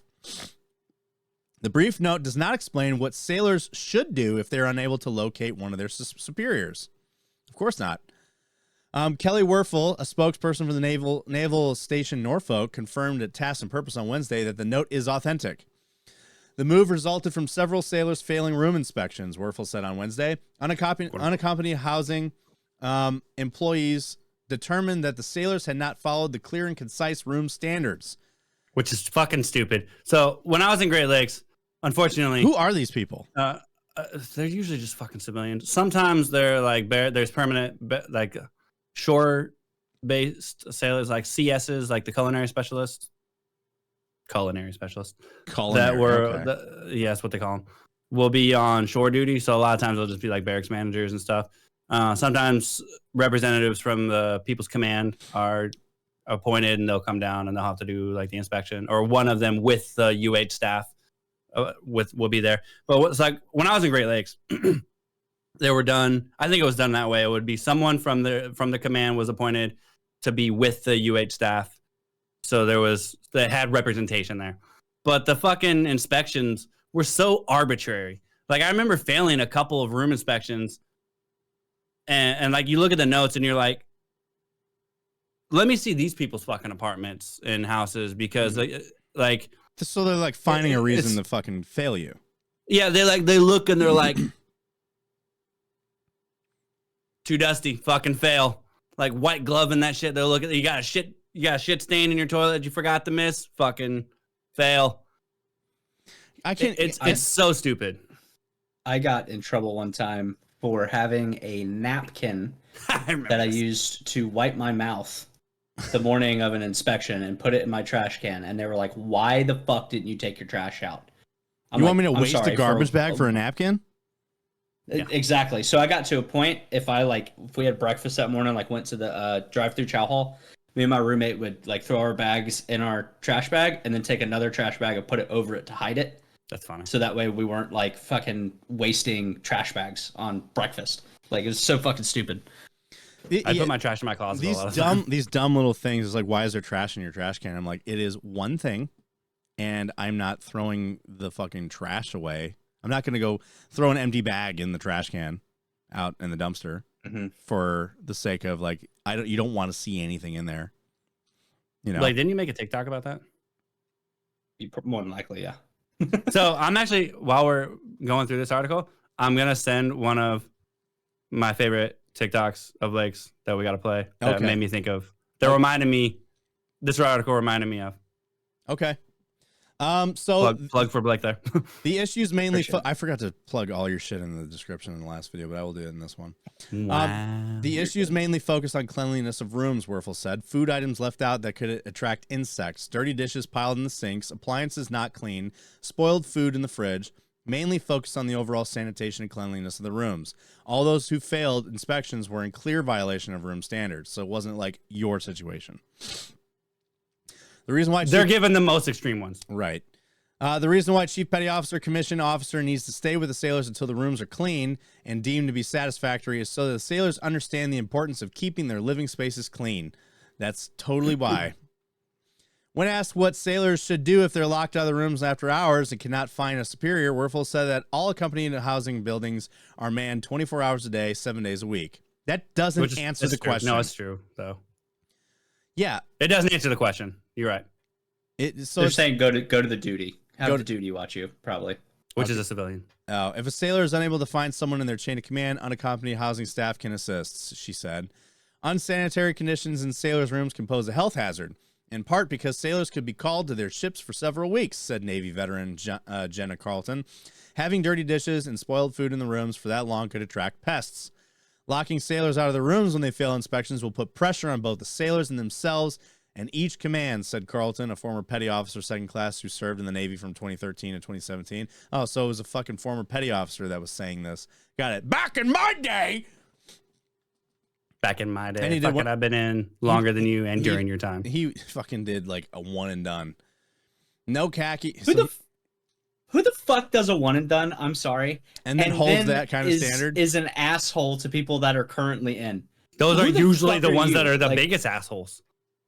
That's so stupid. Because They they're also so probably didn't do anything either. because they're so disgruntled at the fact that their experience was either shit or not what they thought it would be, and it was just like you didn't stay in long enough to fucking get that experience. So what are you pissed off about?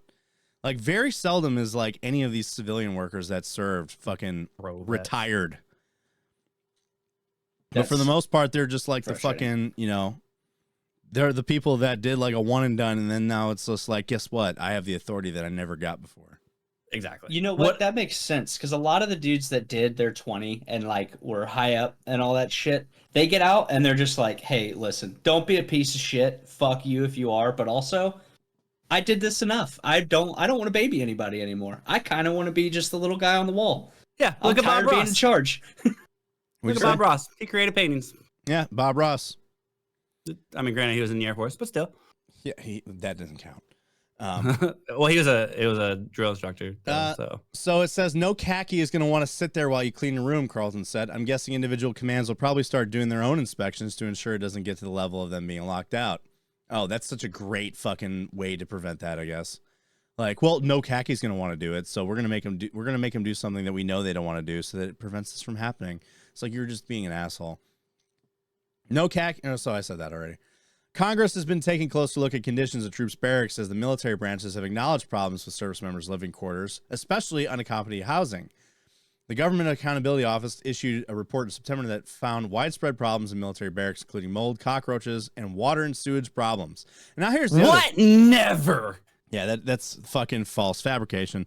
But here's the thing that I want to know: what if it is one of those like those fucking those issues that is outside of the soldier or sailor's control, and you're gonna lock them out of the room because of that?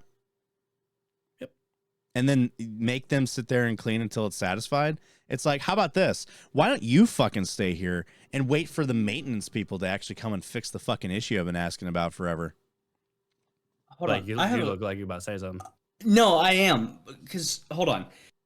The whole, like, units doing their own inspections, right? And you said, well, that's obviously going to be a fix and stuff. And you're saying civilians come and inspect your barracks. Sometimes. And did you say civilians run duty? Barracks duty? In some places they do, not all places. Yeah. Wait. Oh, wow. Yeah. Really? Yeah, Totally not a that's thing in the army. like contracted thing. That is fucking crazy. Because it's all, I mean, obviously for me, it was always like leadership are the ones that came and maintained Yeah, that standard. same- There was no same. contract out to that. That was fucking like, that was on the higher ups to come in, make sure it's good. And then if you fucked up, you either cleaned it in front of your team leader or squad leader or all of them, Mhm. or you just got fucking hazed for a little bit. And then it's like, all right, you learned your lesson. Fucking don't do it again or it's going to be worse. Like when I first got to this command, because I wasn't married yet, you have to go to the barracks and basically get signed off like a letter that you're not living there. And like a few of my guys that have moved out of the barracks, they have to go to the front, like front desk staff or whatever. It's all civilian staff though. Like it's run by the civilians, and they're the ones that fucking did everything. That's weird. Did to their me. paperwork. That's weird for me. Crazy. 'Cause for me, it was always like some fucking Joe, or it was a Joe and an NCO on duty. Always. And I feel like Yeah. that's part of why it's so trash. Let's move to Blake's TikTok though. Yes. Did you send it to me? I put it in the group chat. All right, we'll I'm open nervous that. as to what this is. I'm about to. You cringe. probably don't even remember. Probably I not. love this one. It's my favorite. This is how I discovered you on TikTok. Hang on. We're gonna hear it if he plays it. Okay. Okay, so let's actually open this. I hope I can actually fucking hear it. You don't need the visuals though. The barracks. Well, Blake does. Yo, I miss the barracks. That shit was fucking dope. Like just being able to walk out of your room and just be like, oh shit. You a party? And then I look back like this. Ah. And then everyone has a big old party. Don't get me wrong though, living conditions, kind of trash. So it's fun moving into a room and they're like, yo, clean that shit. And you walk in the bathroom and you're like, black mold, what? It's awesome. And then all the fucking scuff marks and shit on the floor that won't come up, but you get yelled at every field day because they won't come up. But they were there before you got there. They've probably been around since before you were alive. But nah, it's the barracks parties for me, dog. That shit was fun. And just be able to knock on your buddy's room and be like, hey, the barracks parties. you want to have some beers? You want to do whatever the So fuck? good. And they're like, huh, I do. Anyway, that's what I'm thinking about today. In a It's way, like my all-time favorite video. of yours. you're also not fucking wrong. Like the barracks parties were They were good. They were good. Now you can come to our barracks party. Every Hey, I'm here. dude, the fucking barracks parties, like I stopped going to those after like my second year in because I was just like I was over the whole party scene. And the barracks parties eventually they made it to where you couldn't have them anymore Yeah. because they got places. so out of control.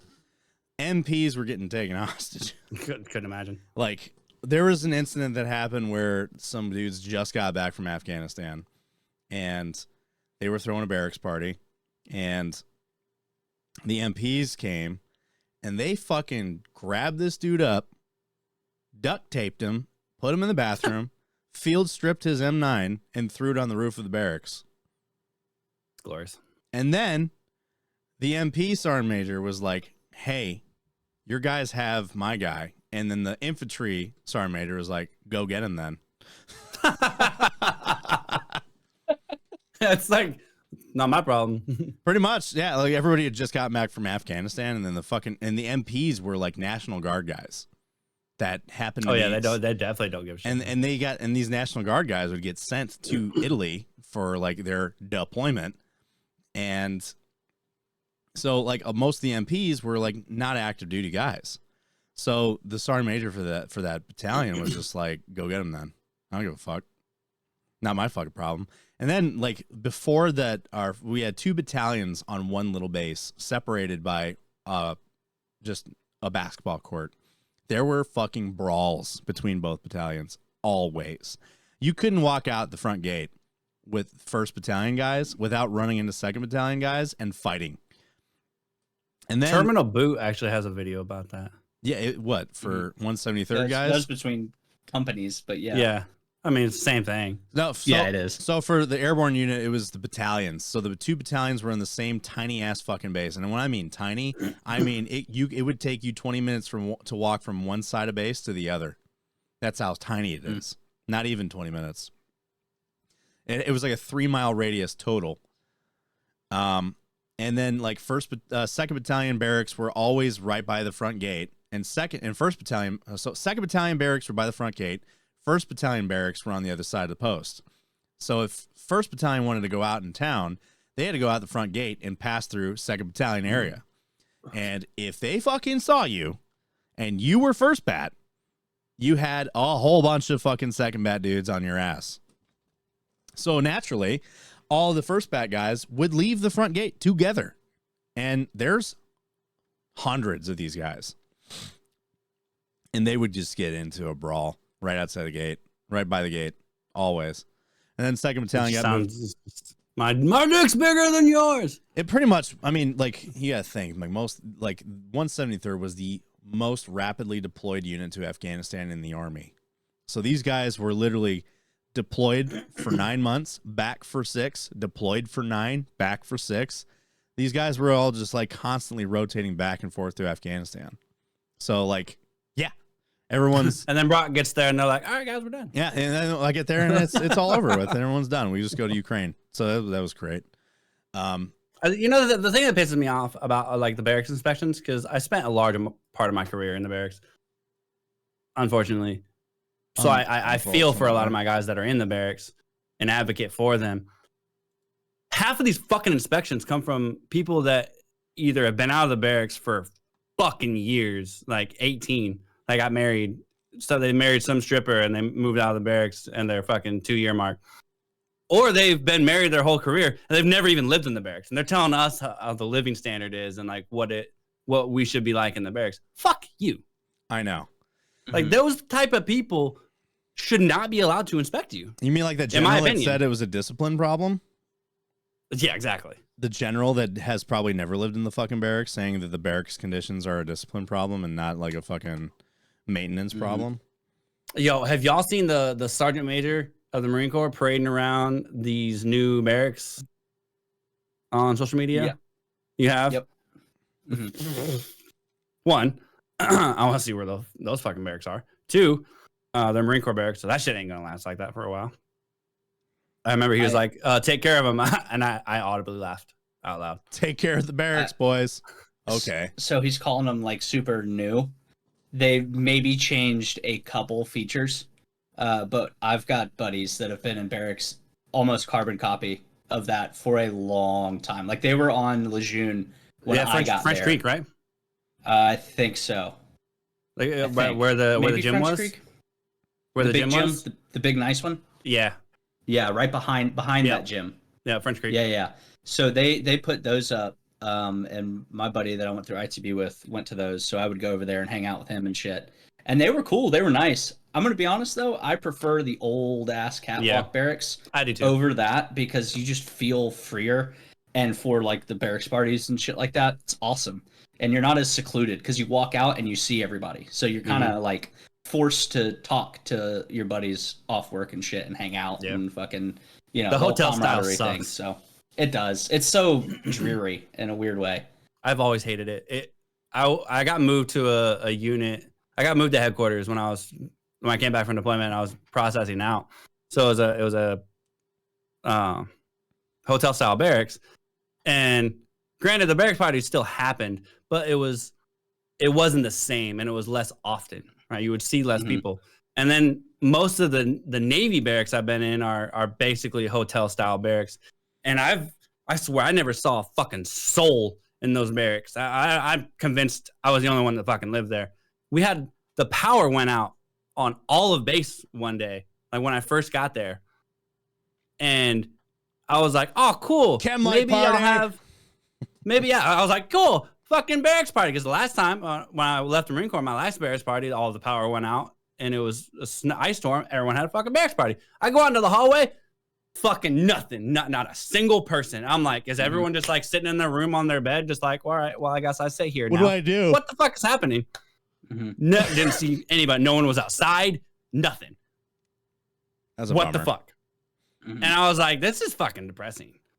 I had my first LT actually inspired a lot of us to start doing 3-story beer bongs because we all got drunk one day and it was like a platoon party or whatever. I think we were in Italy for this, so he was just like, hey, let's all hang out as a platoon, like, you know, build the whole camaraderie and shit.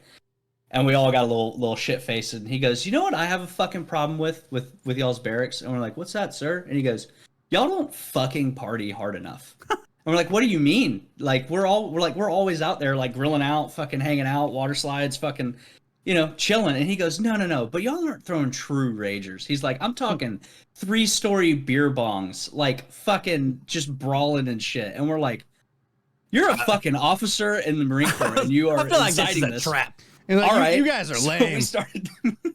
we started doing that shit. Yeah, we got in a little bit of trouble, but Like, every sir, time he you was told like- me to do this.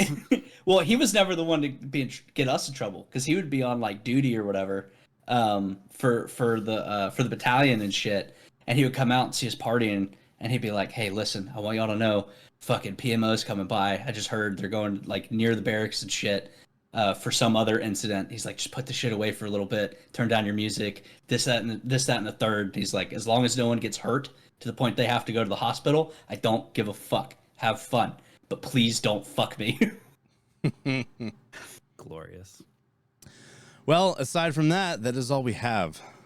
You know, So- speaking of getting fucked, there was this lieutenant female with motor T when I was out at It's ITX. always motor T. It's always always. motor T. And they were talking.